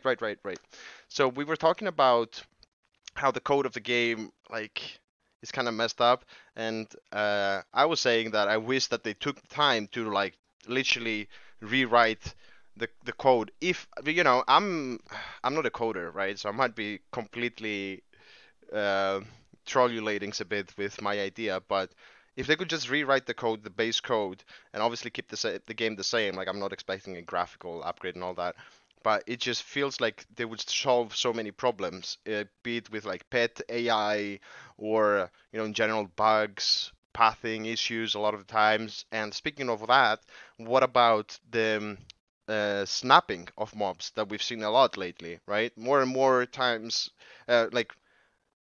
more often, wait, bad grammar. More and more, the longer we go into the cups, we see snapping positions for awakened mobs and just trash pools and all that. So how do you feel about that? Do you think that it's bad for the game in general, or do you actually think it's kind of cool that you can use the snapping? Let's start with Now, because I guess he's the tank, so he's the usual snapper. I strongly dislike snapping. I think I don't know, it's also a fact, because I remember the Legion days where DK was really overpowered because of mass grip, right? And it's just one reason to not play DK, because you could just mass grip on a pillar instead of, to yourself. And I think it's a lot of times, especially in Natal, for example, you snap them to a pillar, the swords don't jump, you don't have to play the mechanics. For example, if you did a 4 sword pack pull in Natal without snapping, you would see the entire group dead in probably 2 seconds, right? But since you snap them, they can't reach the players, and you don't have to play mechanics. And I think instead of something I liked with Legion was that you still had to play. You didn't have to play mechanics because you were kiting, right? But I feel in BFA they kind of tried to go away from that, and they just added a bunch of mechanics to every mob, and now it's too much instead. So that's why you're snapping, because you can't deal with it if it's not snapped. So I think in going into Shadowlands, they should maybe look at removing some, for example, every mob has 2 different casts that both need to be interrupted, else you wipe, and maybe remove a cast and just let people play the game. And I don't know. Snapping in general, though, I think is very bad for the game. Say no more. Do you guys have something to add to the snapping? Perhaps a difference of opinions, by the way, assigned J-Dot? Or well, I mean, I think snapping and like kiting the obelisk bosses have the thing in common where it's not necessarily fun to do it, but it's just better in a lot of cases. Like, you don't necessarily like snapping, but if you, especially in cases where like you're not just using snapping to group mobs up, but in the cases, another good example, where putting the mobs on a snap spot literally disables like half the things they do. And it's just like you're being dumb if you don't snap in those situations. Like, it's just, the pack goes from being, undoable. Like, if you do a pack with like 2 or 3 juggernauts in it and you don't have somebody stand on a snap spot, the juggernauts are going to obliterate your group the first time they charge. Or you have somebody stand on a snap spot and all of a sudden the juggernauts don't do anything. And so it's frustrating because it's like you feel like you have to snap to be competitive. But it's not necessarily a mechanic that's fun to do. Just disabling mobs isn't necessarily fun. But I also don't, it's one of those deals where somebody's like, okay, well, if there's no snapping, how do you propose to solve the issue of pathing? And it's like, I don't know, honestly. It seems like all the options have some glaring weakness, no matter how you want to address it. Maybe snapping is better than the alternatives, but it does kind of make some pulls sort of brain dead. I definitely agree with what JB and Now said. The only thing that I would like to add is the main thing I dislike about snapping is when mobs just permanently evade on a spot and it causes like the whole pack. That's one of the things why I hate that snapping is the best option in most cases, because you're forced to do these pulls. I guess the best example is Shrine first pull. That's kind of been staple now. Happened to many teams, I assume, where the ritualists are stuck in the air, evading, and it's just over. Like, you can't do anything about it. Remember that from Sydney Global Finals, Aratal. Never happened. I think maybe once in practice over, number of runs, and then that one spiritualist just gets stuck, gets the heal off, you can't kick him, is evading the cast, and it's just over, right? Yeah, it's just the worst. Definitely agree on just like toning down the mechanics would be a good start, so people do not feel like they're forced to do the snapping pulls and disabling the mobs like Jim. That would be probably a good start. I will say, I think I've learned more about the way that mobs work in this game with like aggro and spellcasting and stuff from trying to figure out why the hell a mob just evaded in a cup. Like trying to figure out the magic behind mob AI in the Shrine first pull has caused me to learn so much more about the way that like spellcasting, line of sight, like all of that works. I feel like I've learned so much more about WoW just from that first pull in Shrine than I have from like 90% of the other dungeons I've done.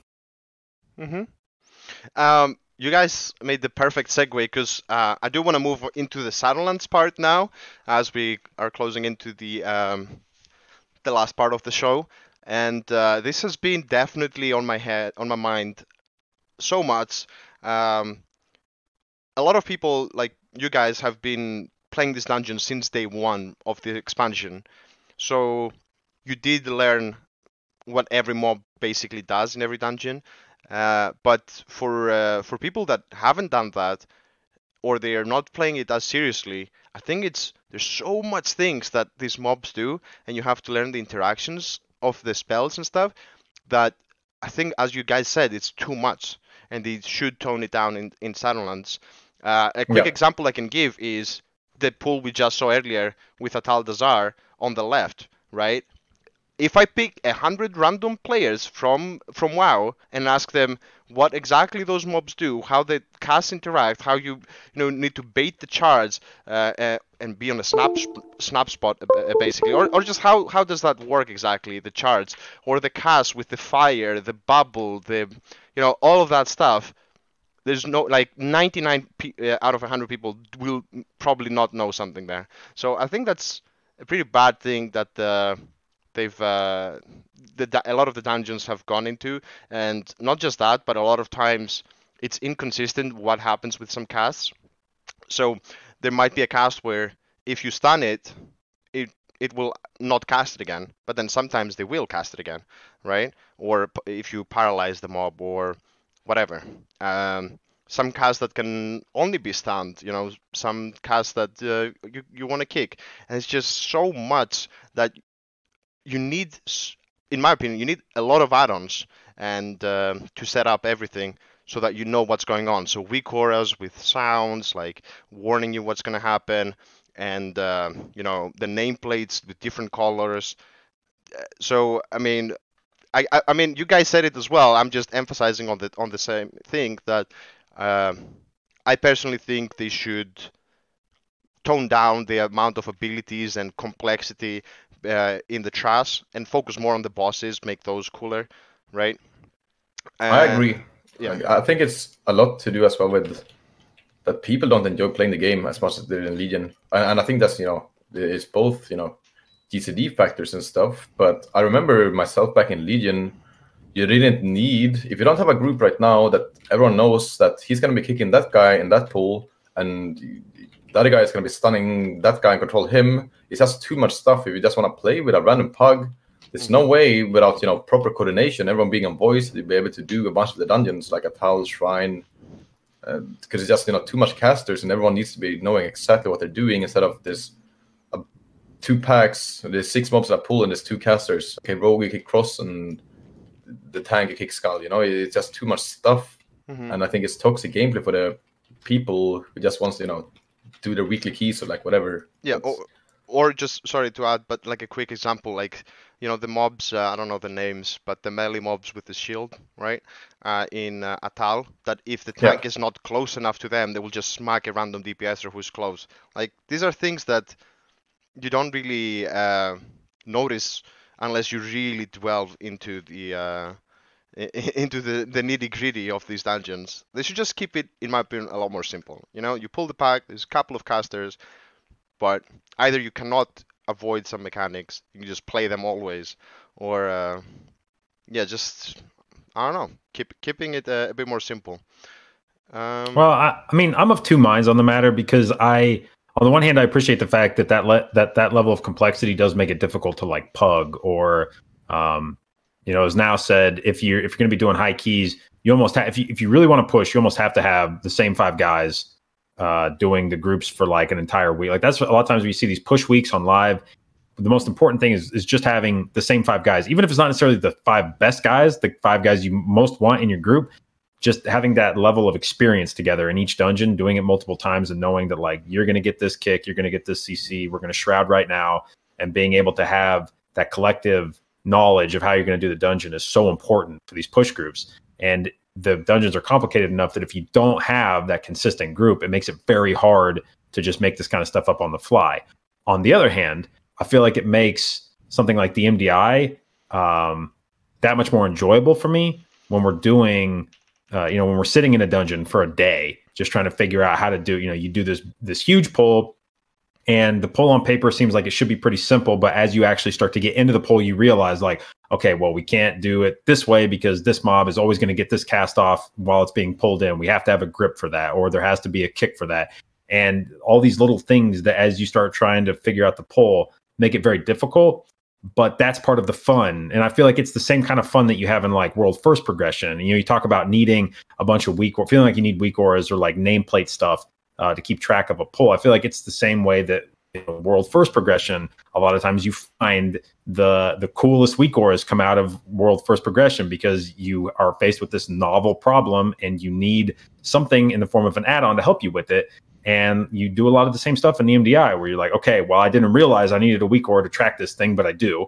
And you slowly start through either communication or add-ons, developing a way to tackle this pull that otherwise would have been impossible to do. And that's where I think you really see the best teams differentiate themselves from each other, is when a pull is really hard to set up like that. The best teams in the world figure out how to do it. And lesser teams may just kind of go like, well, it's not really possible to do that. Mm-hmm. Okay, so that's a very valid point that you're making. But would you say that they could? So let's say on a scale from 1 to 10, right now we're at a 9, and I'm thinking more like a 5. Would you say that we are too high, and you would want like a 7.5 or something instead? Just a little bit toning down, but don't go too far because then it will just be too easy, and I want that challenge. Is that fair to say? Or do you actually you feel like it's the perfect spot right now? Like just I actually really like it right now, but I will say that it's one of those things where you talk about like your average group having to deal with these mechanics, and it's just way more information than they could reasonably expect it to deal with. But I also feel like on a key that's if you're trying to just do like your weekly 15, I don't know that some of these punishing mechanics are that punishing on a 15. True. So I don't know that your average group really struggles that much. I feel like this is a problem that only really becomes an issue when you start getting into really high keys. Okay. I just feel like, bottom line, when people play this game, what do people enjoy doing in this game? Damage, right? They want to go into a key, they want to blast damage, they want to pull big, and then they want to... It's just how it is. Big damage. That's what people like. And I just feel like in BFA, you can't do big damage because you can't pull big enough. And... it doesn't matter if it's a high key or if it's just a random pug group, because in every pool there is something that needs to be looked at, right? So it's just too punishing to ever pull big and actually just come blast, as we say in Europe, right? And then blast the trash down. While in Legion it was a complete opposite, and people loved it. You would just pull big, the tank would maybe kite. I'm not saying that was how the game should have been played either, but bottom line is that people just want to they just want to do damage. And of course, it should be some mechanics as well. But even in MDI, for example, if they toned the casters a bit, you could pull bigger in MDI, right? Because there's, instead of pulling 4 packs and there's 5 mobs that needs to be taken care of, you could pull 6 packs and there's, still 4 mobs that needs to be taken care of. The thing is that you can add difficulty by removing these casts that require more coordination and adding like frontal cones, like AoE swirlies and stuff like that instead. I find that gameplay much more enjoyable than having to kick this, done this. Like I just don't like that. I think that's too much coordination in BFA. I mean, in MDI you can handle it because you play so much with each other. So everyone, at the end of the day, everyone knows exactly what they're doing in every single pool, right? But if we're just looking at it from a more casual point of view, it's just it should be less like single target coordination and more, like you just said, maybe a bit more cleaves, frontals, maybe just more damage that's non-avoidable that the healer needs to heal or something, but it's so you can still heal it, and not worry about if that kick goes through, it's kind of over. Because even in low keys, if a fear enchant goes off in a pull, you're gonna wipe. Doesn't matter if it's a 15 or a 22. I feel like. On that you just said, by the way, I do agree that I like frontals instead of of like cast you just have to kick, like, oh, hex, oh, I kick this hex, or oh, this heal, kick that. A lot of times frontals do feel better, you're just dodging, sidestep king and stuff, as Kuznam would say. The problem I had though, and I think, well, Swag did say something about this, I don't know if Assign did the same, but sometimes it's so freaking hard to see where a mob is facing, and I think they need to address that. They need to make the visuals a bit better of frontal abilities. Because Swag told me on that pull on Junker, for example, which we ended up only pulling one bully because of it. Yeah, it was just like whatever, dude. But I know most of you guys probably pulled 2 bullies on the very first pull. Like, there's so many nameplates, damage everywhere, you know, because I like to see the big dam, all the debuffs and everything, and you're like, what am I doing? And literally what Swag said is press Alt Z, yeah, like remove your UI, or not Alt Z, okay, not that crazy, but remove your nameplates, right? Like whatever keybind you guys use to remove enemy nameplates, just so that you can see the frontal. And I think the same, I guess, in that same dungeon, the rapid fire from that thing that jumps and then does the little spin around. I think Junkyard is a very specific case, though, because yeah, in most dungeons, even if you got hit by a frontal, let's say, you know, the bullies with the shockwave in Junkyard, they do more damage than a raging commander in Siege with the trample. And it's kind of the same type of ability, right? So I feel like it's just very overtuned. But at the same time, yeah, it is not very easy to see. But I don't know, how would you fix that, though? I mean, they could just do a bigger visual effect in front of them. I just think in general, it's not just on that end, but I'm thinking more, you know, on a raid, you're on Xanes. I really like that I'm ranged and I don't care where the boss is facing, but as a melee, that boss is so small, and you don't know if you're getting parried or not, basically. Like, because you don't know where it's facing, because there's like 10 people and 15 pets on it. So, I don't know. Just a better way to see where a mob or a boss is facing, especially if you're gonna put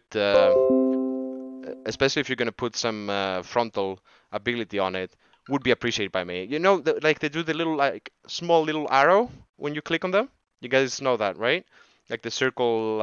When you select a mob, there's a circle underneath it, and there's like a tiny little arrow pointing in the direction. Tiny, expand on that at least, or when it's a frontal ability, just if you guys remember Wildstar, they had like these huge effects showing you where the AoE is gonna be, so you can, you know, just avoid it like that.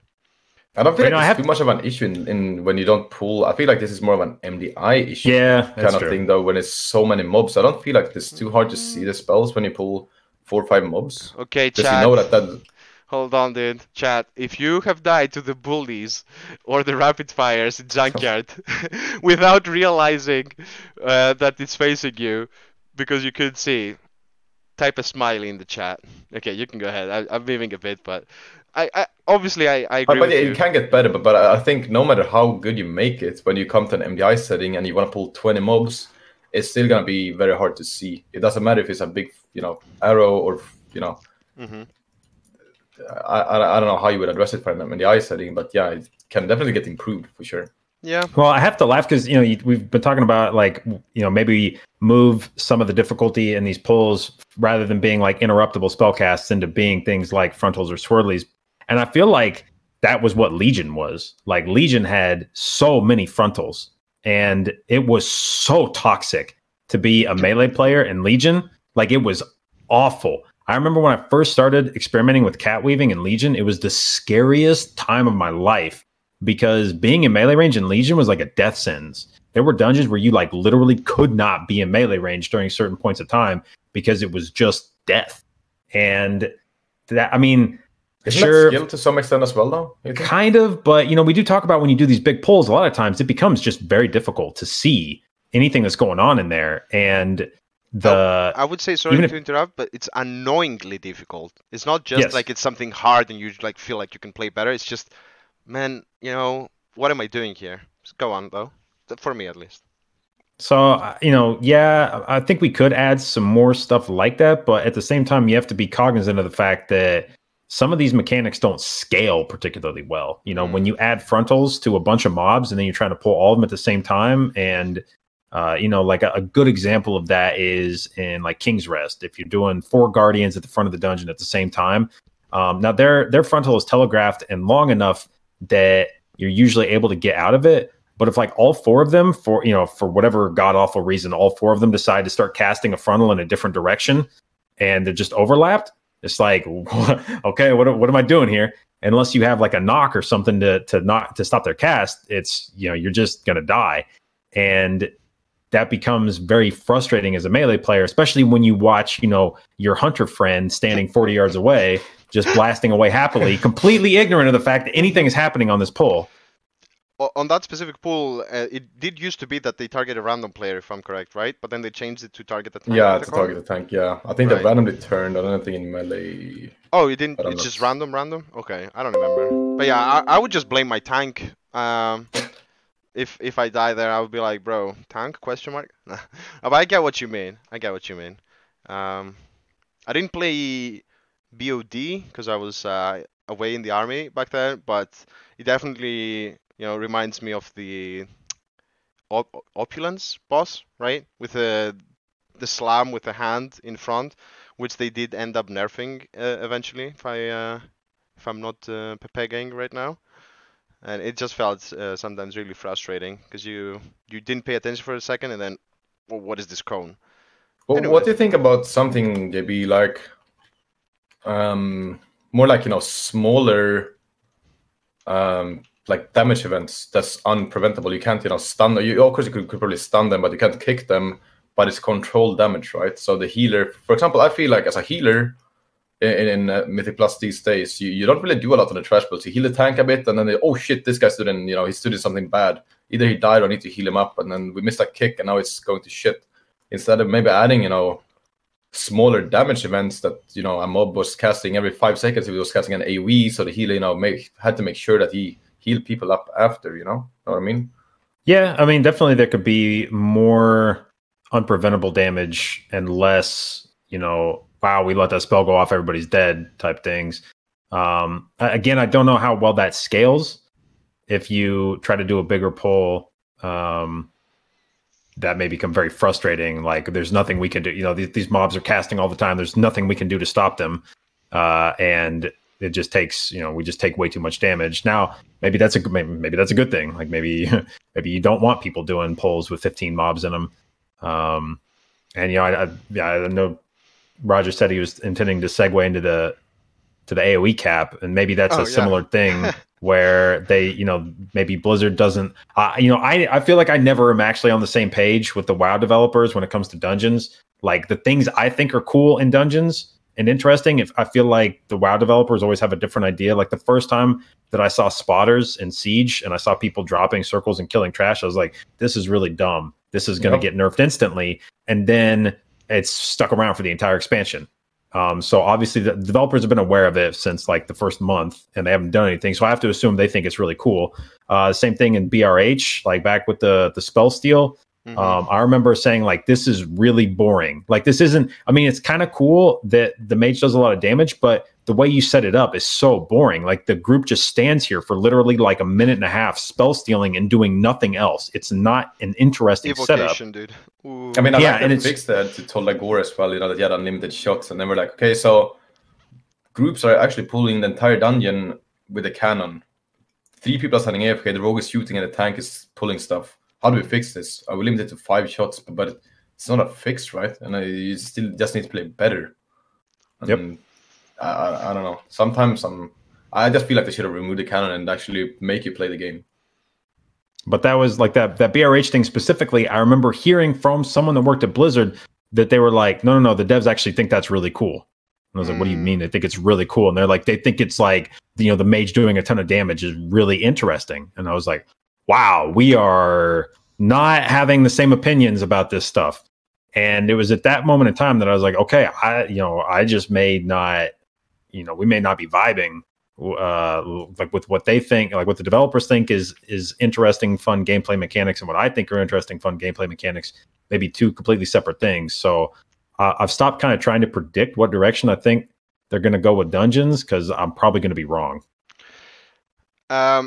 Speaking of things, sorry, just to cover everything, as you said, I want to segue quickly into the next topic. Speaking of things that you may or may not be on the same page with the developer team, what do you guys think about the AoE cap?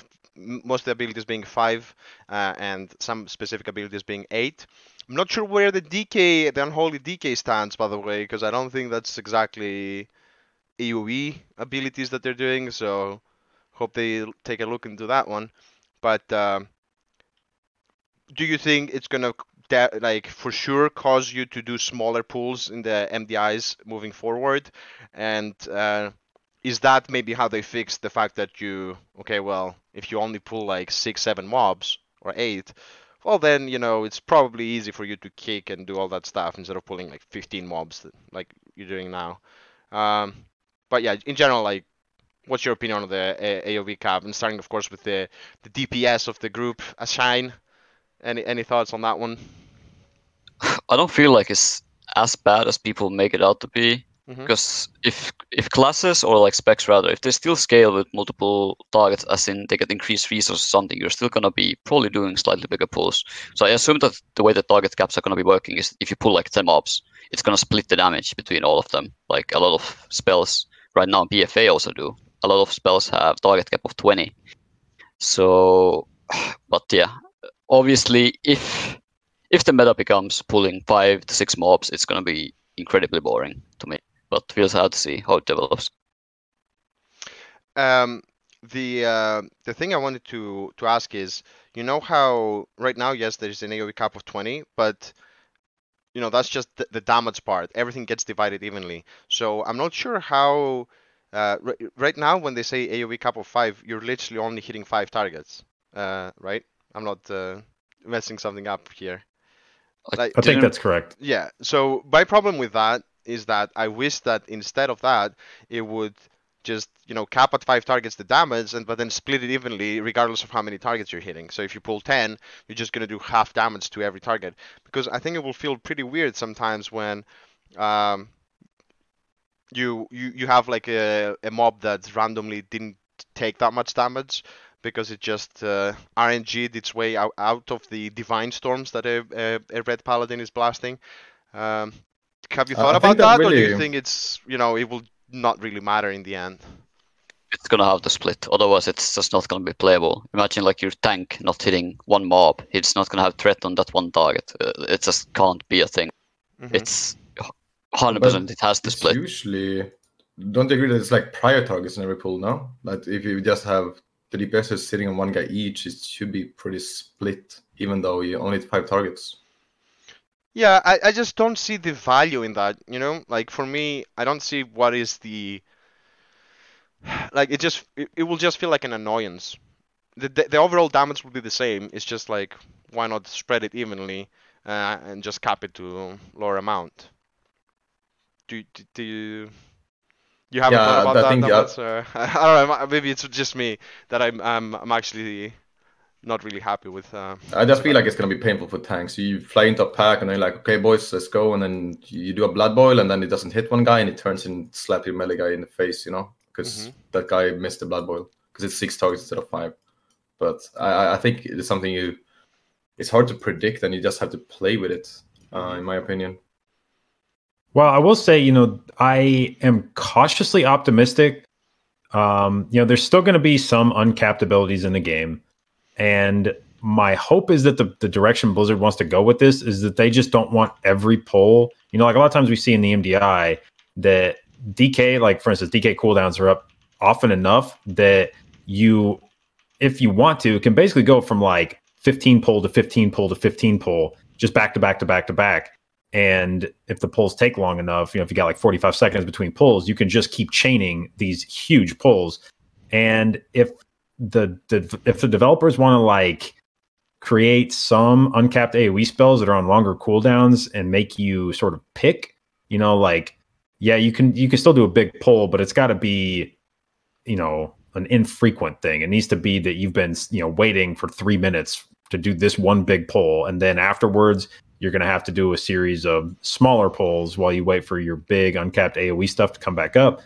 I would be maybe okay with that, but I am definitely very wary of this idea that there's just going to be mobs that don't get hit by things. And I'm sorry, I have to interrupt you there.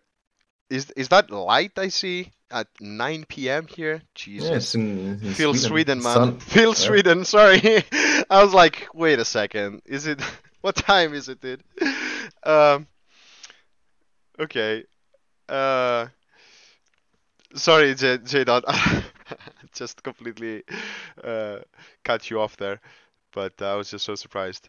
Yeah, no, I mean it's I want to give Blizzard some, leeway here to experiment with different damage stuff. If they think that groups are pulling too big too frequently and they want to make, the pulls, like try to get them smaller and make each mob more meaningful or something. I'm not necessarily against the idea of that, but I have also seen the way that some of their ideas in the past have been implemented, and I guess I'm not super hopeful that this is going to turn out as a really elegant solution.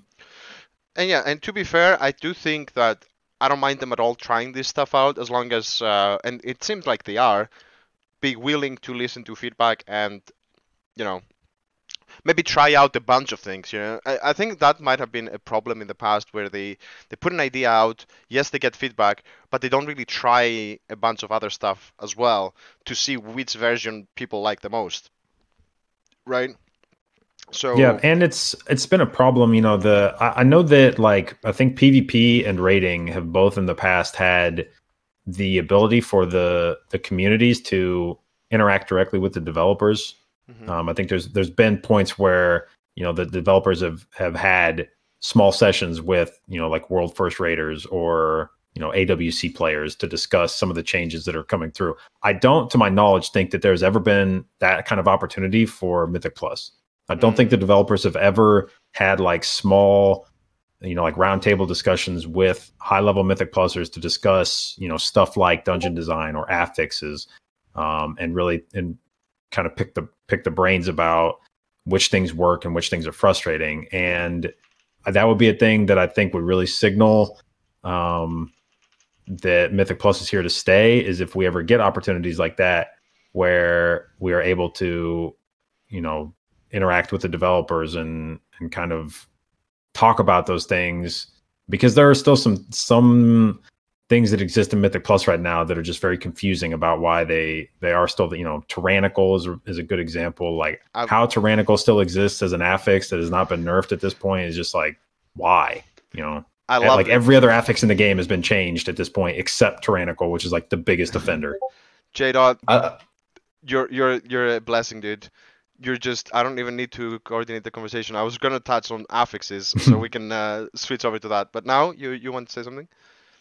Yeah, I was gonna say, I don't know if you've seen the Asmongold clip where he's describing affixes, and okay, maybe it's not proper for this. I don't know, but I think a few people have seen it, and it's kind of true that I feel like they don't care about the M plus right now and the affixes. Is people screaming, bolstering is toxic gameplay, tyrannical is not good, but they're just looking the other way. And I don't know. I would like to see them going somewhere where you're like, oh, it's these affixes this week. I really want to play the game, instead of being like, oh, yeah, I guess I do PvP this week. Yeah. That's you want to play M plus, and it's fun because the affixes are fun. Absolutely, I agree 100% on that. It's no secret that right now a lot of the times in live you have the good weeks and you have the bad weeks. You have the push weeks and the AFK weeks, right? Where you farm 15s to get your versatile 3 from Mother. So how would you? I mean, there's been a lot of thoughts on this matter with the affixes. How would you guys go about it? And let me start off by saying I honestly wouldn't mind if they removed all of the current affixes and just bring out fresh new ones, because we've been playing the same affixes for like 3-4 years now. So I think it's time, even though they've been altered a bit, like there must be other ideas, right? And but what do you guys think? Ashine, any do you like the current affixes? Would you change them? Would you just get rid of all of them? And what would you do? I don't mind most of the affixes. The ones that I had the most problem with are the affixes that prevent mass pulling, such as bursting, bolstering. I feel like the fact that these affixes scale the same, no matter if you pull a small mob or a big mob. I think there should maybe some sort of like formula that instead of being fixed amount of damage that bursting does, maybe it could do less damage for a weaker mob and more for a stronger mob. That's like my main thing that I have issue with affixes. I think most of them with the exception of Tyrannical, of course, like JB said, it's completely awful. Mm-hmm. Other than that, I feel like they're kind of okay. Yeah, I personally don't really see the point of Fortified and Tyrannical overall. I mean, they designed the dungeons in a sense to have a balanced amount of time between trust and bosses, and all that Fortified and Tyrannical does is just mess that up, and it especially on Tyrannical, it just feels weird, right? Like you just go and hit a boss for like minutes. Um, so I would like them if just remove that, and it would probably make it easier to balance as well, anyways.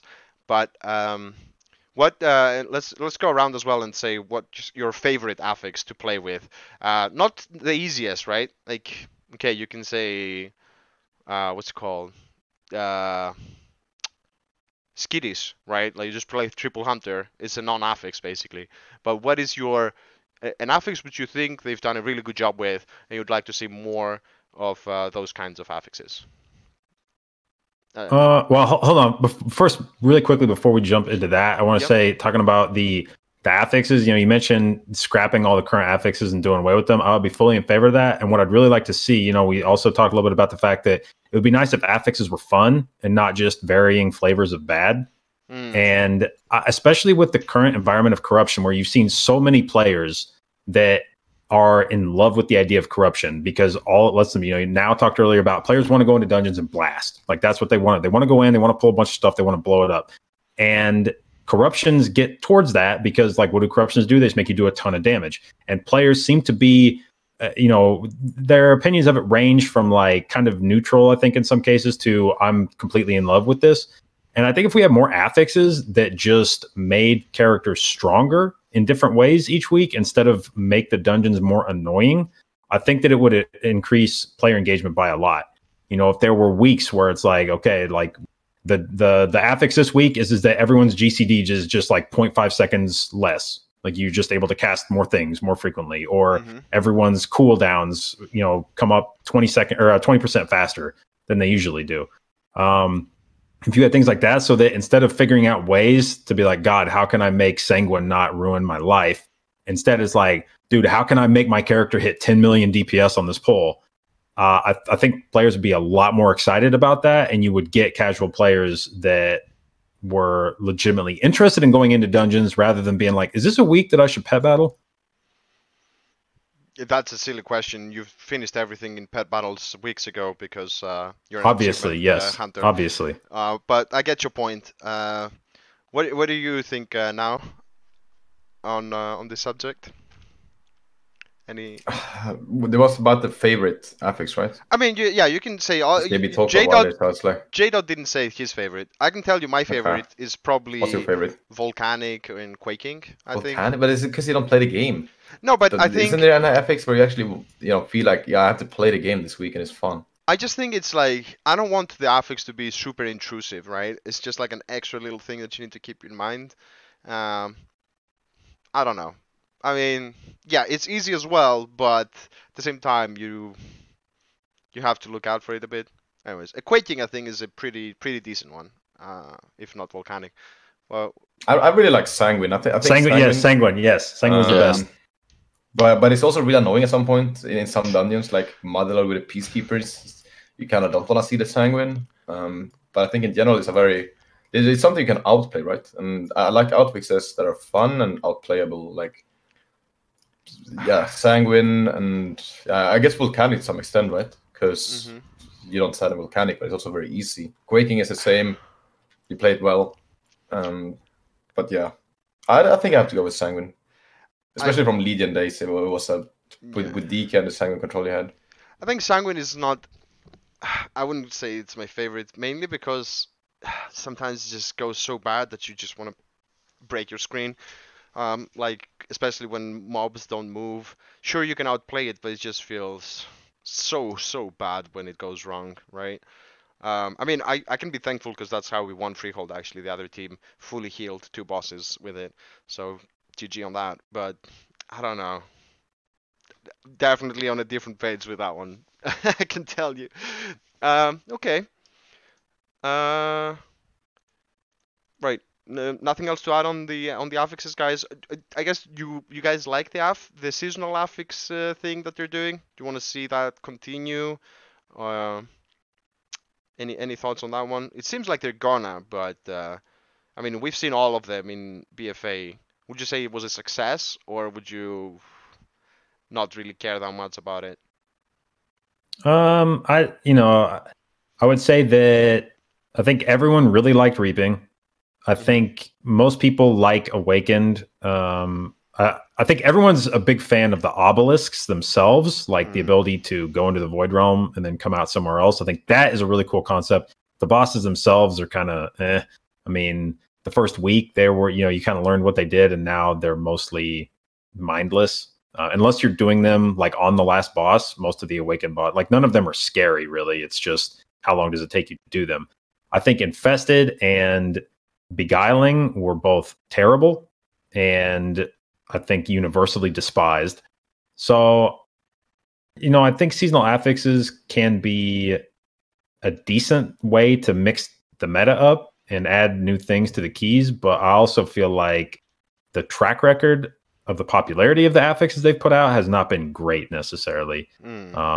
And I think that they need to do more of the obelisk idea. One of the things I really liked about that is that it wasn't necessarily just new mobs, which is what it felt like every other seasonal affix had been. It's just, we're going to put a different type of mob in the dungeon. I really like the idea of adding like a new concept to the dungeon of like, we're going to put these pillars in here that allow you to like teleport around the dungeon and skip trash packs. And that I think is really cool. And I think they should do more of that kind of thing. Okay. I have to say, I really like the seasonal affixes, though. The only, like, the bad thing now is that it needed more thought, in my opinion. Yeah, that's like, the risk with him, right? Like, if it's a bad one, you're stuck with it for months. Yeah, like, exactly. blah. Like Infested, for example, was terrible. Well, and then Weeping was, everyone loved it because it was just more AoE blast, who doesn't like coming back to just doing damage, people like that stuff. It was also not infested, so that was a plus already. I guess so, yeah. Yeah. But I think it's good to keep, Mythic Plus somewhat fresh, right? They just change it from time to time. For sure. But I feel like it needs maybe more thought into it. Yeah. All right, guys, because we're soon running out of time, by the way, if you have any question, you can start forming it in the chat now and add me, at Roger Brown, when you post it so that I can see it easily. We're going to touch on a couple of things, like one more topic, and then we're going to take a couple of questions, but not too long. So think of an interesting question, not just what's my best corruption for tanking, Okay. One thing I want to say is it has been touched before, but because I saw someone posting in the chat earlier, I can talk about it a bit. A Shine, especially as a DPS, I felt like in Legion, you just had so many gear sets to swap between. Are you glad that it's gone? Basically. No. No? I would like it to come back. It was one of my favorite parts of Mythic Plus. I agree. Okay. What about you, J-Dot? You're silent. Are you in my... Is it... Because I personally, I'm fine with this. I don't mind it because it just felt like... It distracted my focus from playing the actual dungeon. But are we on this side of the podcast? Are we team no gear swap, and the other side? Yeah, I mean, I wasn't necessarily happy when they first announced it, but honestly, I got really used to it pretty quickly, and I felt like I would say 80 to 90% of the gear swapping in Legion was mostly mindless. It was just like, okay, we're doing a single target, I put on my single target gear. Okay, we're doing an AoE pull, I put on my AoE gear. You would swap back and forth between those two. Don't forget the speed and avoidance gear, yeah? Yes, and the only times that you really ever had a set that in my mind required any kind of thought put into it was if you were doing specific bosses that had like one-shot abilities or specific interactions. Like as a healer, it was like, okay, this boss has a dispellable thing, I can use Cephas for this boss. This boss doesn't, I can't use Cephas, I need to use something else. So sometimes there would be bosses that you would have to put some thought into your sets, but most of the time the gear spec or the gear swaps that I was doing just depended on the size of the pull, and it ended up being, it was nice to do more AoE on AoE packs and more single target on single target stuff, but the swaps themselves were very boring. They didn't require any kind of like thought. All right. Interesting. I As I mean, said, talking about gears hopping and stuff, right? yeah. It's pretty interesting about we were single target. Do you know any haste values for hunters in Shadowlands? Sorry, say again. I just debated my chat with a Battle.net message. Say again, what? No, about gear swapping and stuff. Yeah. You was gonna go, on AoE more haste and crit and stuff. And single target maybe more crit and haste. That's why I'm wondering if you know anything about Shadowlands. Oh, I've no idea about Silence. No. Oh, okay. It was just a thought. No, we don't get secret information, contrary to popular belief. Okay, let me just take one question from the chat. Where was it? Oh yeah, what from Mighty Bone 1. What specs you want to see more represented in MDI heading into Silence? Well, Ramping did do their part of trying to shake up the meta, but it didn't really work out too well. But it does bring up an interesting point, which I'm guessing you guys are probably going to say, no, hell no, never. But would you want to potentially see a limit, no pun intended, to the classes you can bring, so you cannot class stack as much? Is that something? I think that was could be what was called K7, the community tournament. No, I think they could only have one of each spec. You could have multiple of the same class, but only one spec. Right. Mainly talking about the DPSers. Sure, yeah. Yeah, I think bans, I know there's been a lot of discussion about being able to ban classes. I don't like that. I think that's stupid. But limiting one per spec, I'm totally okay with that. Okay. I honestly feel like overall there would be less variance in the comps if you limit to one DPS. Everyone would play like a DH hunter and like whatever, like rogue. Like that's I agree, what I feel like that will happen. Okay, here's a crazy idea I'm gonna shoot, which I am actually against. But what if you could only, like, in each series that you played in the MDI, you could only use a spec once. So, you play 3 maps, you have to play 3 different tanks, and you get to choose where you want to use each one. I thought about something as well. You could ban a spec, right? But it would be much more practice time for. Imagine if you ban Prot for every team, and what would they do? They'd be like, "Shit, boys, what do we do now?" I did think about banning as well, but I think that would just be not really fun. But and I'm not saying that what I suggested is gonna work out great, but maybe you can put a little more thought, like, oh, in this dungeon, like, we really need the DK, so we'll play the DK, but in the next dungeon, like, we'll play a different thing. Bad idea. My only problem with that system is that for the most part, throughout the MDI season, it's best of 3, and I could stick to Holy Paladin, Monk, and Resto Druid. But then we will go to Grand Finals, and there's a potential for a best of 5 or a best of 7 series, or whatever it goes to. True. I mean, and now I am tasked with needing to learn how to play Resto Shaman or Disc Priest, and I draw the line there. I refuse to do that. So long as there is the opportunity. Priest? I mean, we're not even going to talk about that one. So long as I can stick to Pally, Mistweaver, and Druid, I'm okay with the idea of being able to play multiple different specs. But if you ask me to play something beyond that, now it's just weird and gross. I'm just saying this mainly. It would, I think, maybe not be the greatest for the players themselves, but I do think it would definitely improve the, how can I say, like the viewing aspect of MDI, because it's pretty boring if you never see, as a viewer, your class even playing in the MDI at all, right? So it's something to consider, I would say, but obviously it doesn't have to be like this. And maybe it would be more fun as well for the players. Like they get to play more stuff and not feel like they're stuck on one thing. So the more knowledge you have on other classes, the stronger you feel. Another quick thing I want to touch on, actually, that was my last note that I had, was quickly, do you think Covenant abilities might become a big issue? Because if you've committed to a Covenant and then you're trying to either push keys or mainly for pushing keys. It's not like fully MDI, but or get used to it. It will feel really awkward when you realize, like, oh damn, like for these affixes this week, I really needed the other. I don't think it's like affix. Why? I think it's more maybe that raiding, for example, is usually more single target, right? While Mythic Plus is more AoE. And then what if you want to raid on your character and do M plus, but you can't play the best stuff for either you have to accept that you're not going to be good in the raid or you're not going to be good in the dungeon. And that's what I'm scared of, that I want to raid on my DK and also want to do keys on my DK. But what if, I have to choose either I'm strong in the raid or I'm strong in M plus, kind of. But I haven't played too much Shadowlands, so... No, I mean, I fully expect Covenants to become a problem sooner rather than later if they're keeping the same system where you can't do any kind of swapping. And so far, the Covenant abilities look like they're going to be really strong.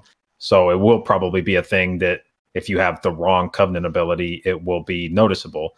Now, I will say I am low-key kind of really excited about it because most of the guys in the community will probably pick the rating Covenant and then sort of shrug when it comes to Mythic Plus. I, on the other hand, will feel fully empowered to just take whatever is good in Mythic Plus and not care at all about whatever is good at rating. And then I can dominate in keys while the rest of these rating idiots have to deal with their stupid Covenant. Yeah. It will definitely feel weird, I must say, though, if you do want to play everything, yeah? You're going to be like, why does J-Dot have this and I'm stuck with this crappy Covenant? That is precisely what I want everyone to be asking themselves. I know, you just said, but that will feel really bad. I'm actually personally excited for an achievement that you get, like, you fully complete everything with all 4 Covenants, like the Aldors and Scryers, because that's what I want to do with my life. Okay, here's a quick question, I guess we can answer. Kinglnos. What do you guys prefer, MDI or challenge mode type dungeon design? So basically, let me reform that a bit. Would you want to see faster instead of higher keys, I guess you can say? Would you want to see maybe not exactly how the way challenge modes were in MOP and WOD, but a more like challenging version of it, but it's more about speed, and not so much about your gear and pushing high keys and I don't know, fighting a boss for 10 minutes. Any thoughts on that? Is FFA? I like challenge modes more than high keys. You do? Yeah. I like the... Why do you like it more than high keys, though? I don't like bosses that take like 5 minutes. And I feel like there's much more creativity that you can have in a lower key. Like the ability to... I've talked about it a little bit in the past where on like MDI level keys, a lot of the bosses are kind of like a build your boss type thing where, you're like looking at Rawl. And on a high key, it's like pulling stuff into Rawl is suicide. So we're just going to fight Rawl by himself. And it's going to be 4 minutes of this fat pig doing tenderize and me going on autopilot. But in the MDI, now it's like, okay, we're going to do Rawl and he's going to take like 2 minutes to finish. How much stuff can we pull into Rawl during the fight? Do we want to do it all on pull? Do we want to pull it in sequentially? Do we think we can survive maggots right now? And instead of this boss with very limited, I mean, none of the Mythic Plus bosses are ever that complicated. They're all built to be pretty straightforward. And when you start pulling trash into it, now you start like adding mechanics basically, and you make the boss interesting again. Whereas in high keys, a lot of times the only interesting part of the boss now is the fact that like his abilities will just kill you if you get hit by them. So you have to execute perfectly. And I think that the lower keys make it more interesting. You can be more creative. Yeah, I agree with that. It was the same mindset I had going into like the past pushing week. We tried to be very fancy and be like, let's play Blob with the Blob Obelisk with the last boss, and we pulled this pack into the boss, and then we ended up, wiping. And in the end, we just told ourselves we just need to play it safe. I mean, we're gonna time the keys. We don't need to do anything particular, fancy to actually be able to time these keys, which is kind of boring. Sorry, I'm mainly focusing to see if there's any good questions in the chat, guys. We're only gonna do 2 more questions real quickly.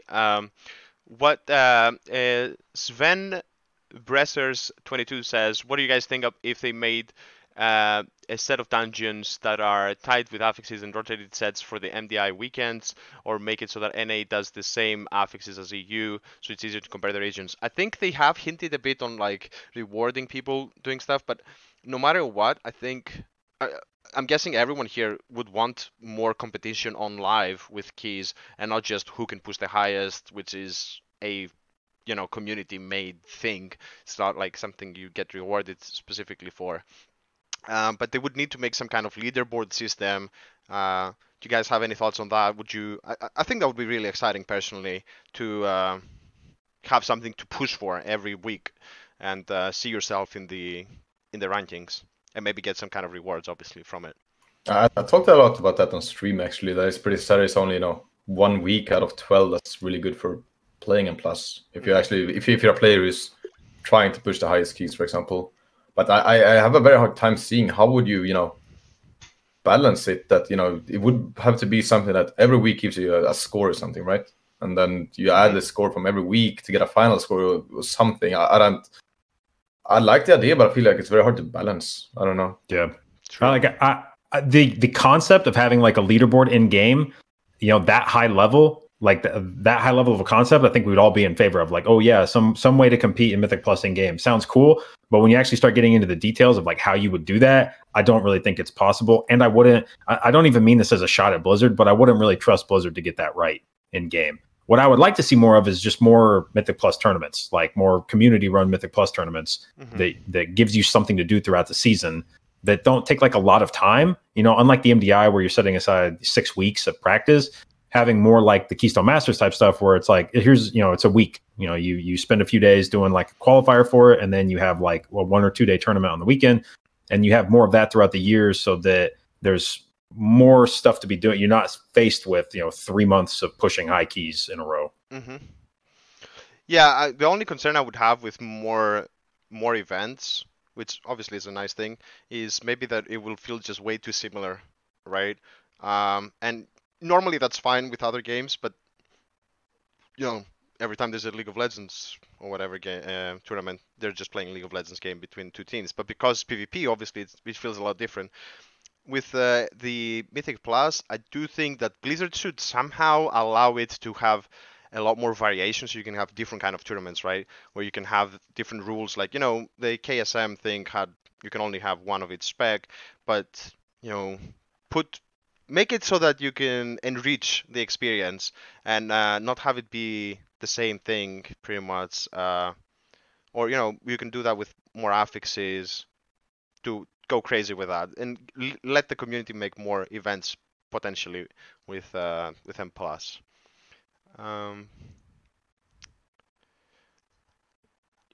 If you guys have any other thoughts, feel free while I try to find our last question of the day, guys. Bring Blood Decay back. Blood Decay. Well, we did. It sucked. I'm talking about the Legion version, though, not the BFA version. That's true. Actually, I did play Roger Grip back then. It was really, really freaking cool. I loved it. Any yeah, I want to see now solo 27 Tyrannical Herja again. Oh, those are the days. I remember that. Every DPS was simple for my Ishkar as well. It was good times. Okay, let's just finish it off with this one. What do you guys feel? Basically, it's a question from Ravenmorn. But the TLDR is, how long do you think a key should take, roughly? I know it's a bit of a broad question. I mean, I don't even say which level, but how much should a high top key that you cannot? I mean, or should I say, the high top key is always going to be determined by how long you have to time it from Blizzard.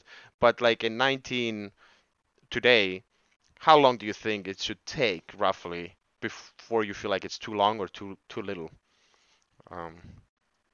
Let's start with now. How long is your optimal time, you think? I think a dungeon. I don't think the timer is the issue of the key. It just needs to feel like you're doing something for the time. Like, for example, King's Rest feels really long because it's just a long hallway where you pull 3 mobs at a time, and then you get to a boss and a boss and a boss. Meanwhile, a dungeon like Atal feels really quick because you're always doing something. You're running around, you're pulling big trash, and it's an open dungeon. But I'd say around the 30-minute mark, I think it's pretty 30 average. 30, yeah, 30. But what about like a 19, right? Like a key you'd play in MDI. Oh, are we talking about the dungeon timer or like sub 10?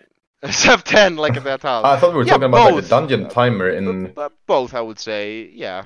I think both are. I mean, if we compare it, I think Maw of Souls was too quick of a dungeon, and I think King's Rest is too long of a dungeon. But something in the middle ground. So I think Atal is a good Atal Freehold are two dungeons that feel, Mm-hmm. action packed. You're always doing something, and they're fun. Right. And I don't feel like they're long at all, because oh shit, that last boss already, kind of. Meanwhile, King's Rest, like I said, it just feels like it's going on forever, in my opinion. Maybe it's just me, but Would you also say that you, I guess, can throw this quickly to J Dot, that having unskippable RP or stuff like that just slows you down, and you always have to like, oh yeah, let's just send the rogue and not fight the boss and go trigger that RP on freehold, so we don't have to wait later, or like the RP basically forcing you to do stuff in a different way. Do you like that? Do you want to get rid of that? Just let me. The problem is that you have to. Like, I always have to be mindful of the fact that we're, the high level Mythic Plusers are not the only people playing the game. And in fact, we're a very small part of the people playing the game. And I'm sure for the average person, that's playing World of Warcraft, the RP events, the mini games, add an interesting twist to the dungeon, and they probably enjoy them. And I don't want to take anything away from that. Like, at the end of the day, they are the ones footing the majority of the bill for World of Warcraft development. And if they enjoy that kind of stuff, esports probably need to take a backseat to that. But from a purely esports perspective, get rid of all RP in dungeons, get rid of, cannons, get rid of like the orbs in temple, get rid of all that kind of stuff. Just let me pull trash and blow it up and kill bosses. All right, there you go. Any last thoughts on that one, Assign? Or are you good? Have you been covered? Yeah, I think like 10 to 15 minutes is probably decent length for MDI type of key, and on live keys I would like to see them lower the key timer a little bit. Like, I don't like seeing these 42, 45 minute. I think 36 or 30-ish should probably be good benchmark for me, at least. Feels kind of boring. Go a bit more to the challenge mode speed running being the limit, like the time being the limit, and not so much the boss HP being like just stupidly a high. little bit, yeah. Or just like having less trash, that would also be like. I just think they need to make the dungeons feel quick, and it's not too much about the timer. Junkyard is also a dungeon where it's pretty, isn't it like 38 minutes or something on the timer? I don't know if it's 38. I know what you mean. It feels quick, Yeah. For sure. Definitely how you play can change your perspective in time. I remember Blackhand only being a 9-minute fight. But I felt like, dude, there was just always something going on, so you didn't feel like it was a short fight. It was actually like, dude, this is awesome. So yeah, if it's short, but it's action packed, it can still give you the same feeling. You don't have to like drag it on with boring stuff. Anyways, guys, I think it's time to start wrapping it up. So thank you for all the questions in the chat. Really appreciate it. Let's go around across the guests. If you want to do any last minute shout outs, I don't know, maybe to your teams. Obviously, good luck to your next how can I say, clash in the grand finals, which is around July, right? 10th through 12th. 10th to 12th, yeah. But yeah, let's start off with Ashine. Thanks so much for being here. Any last shout outs? Yeah, thank you for having me. And yeah, I don't really have. I guess I shout out my team, Perplexed. Like, they're great guys to play with. Always enjoying.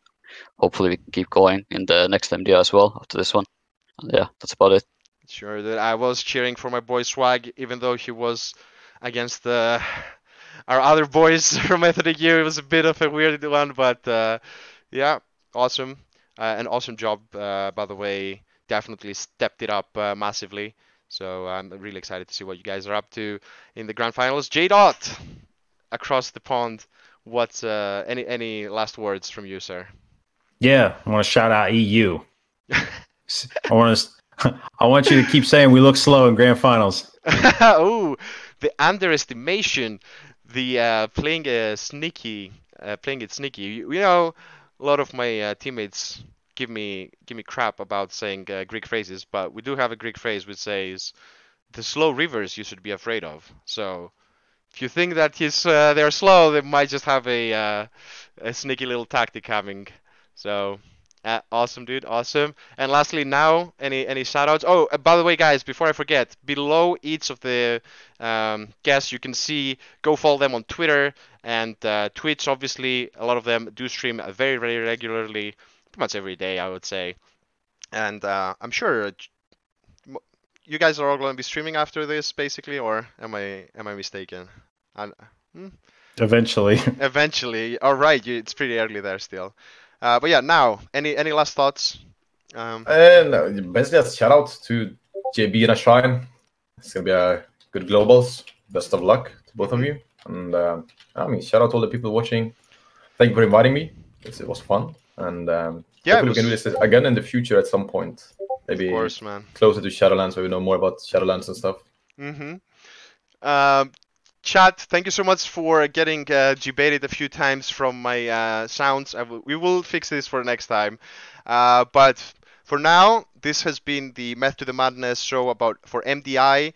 Thank you so much for watching. Now, just want to quickly tell you that after this podcast is over, which is very shortly, there will be Snow Mixie on the channel, so make sure to check it out. Should be starting in roughly 10 minutes. So there is going to be some more content for you guys if you wanna see that. But again, thank you so much, guys, for watching. I hope you had a blast, and I'll see you in the next one. Bye, guys. A little bit of wave. A sign. Come on, dude. Wave. I can see you out here. I'm waving. I keep forgetting that I'm on cam, so I don't look in the right. Discord. All right, guys. Bye, and scene.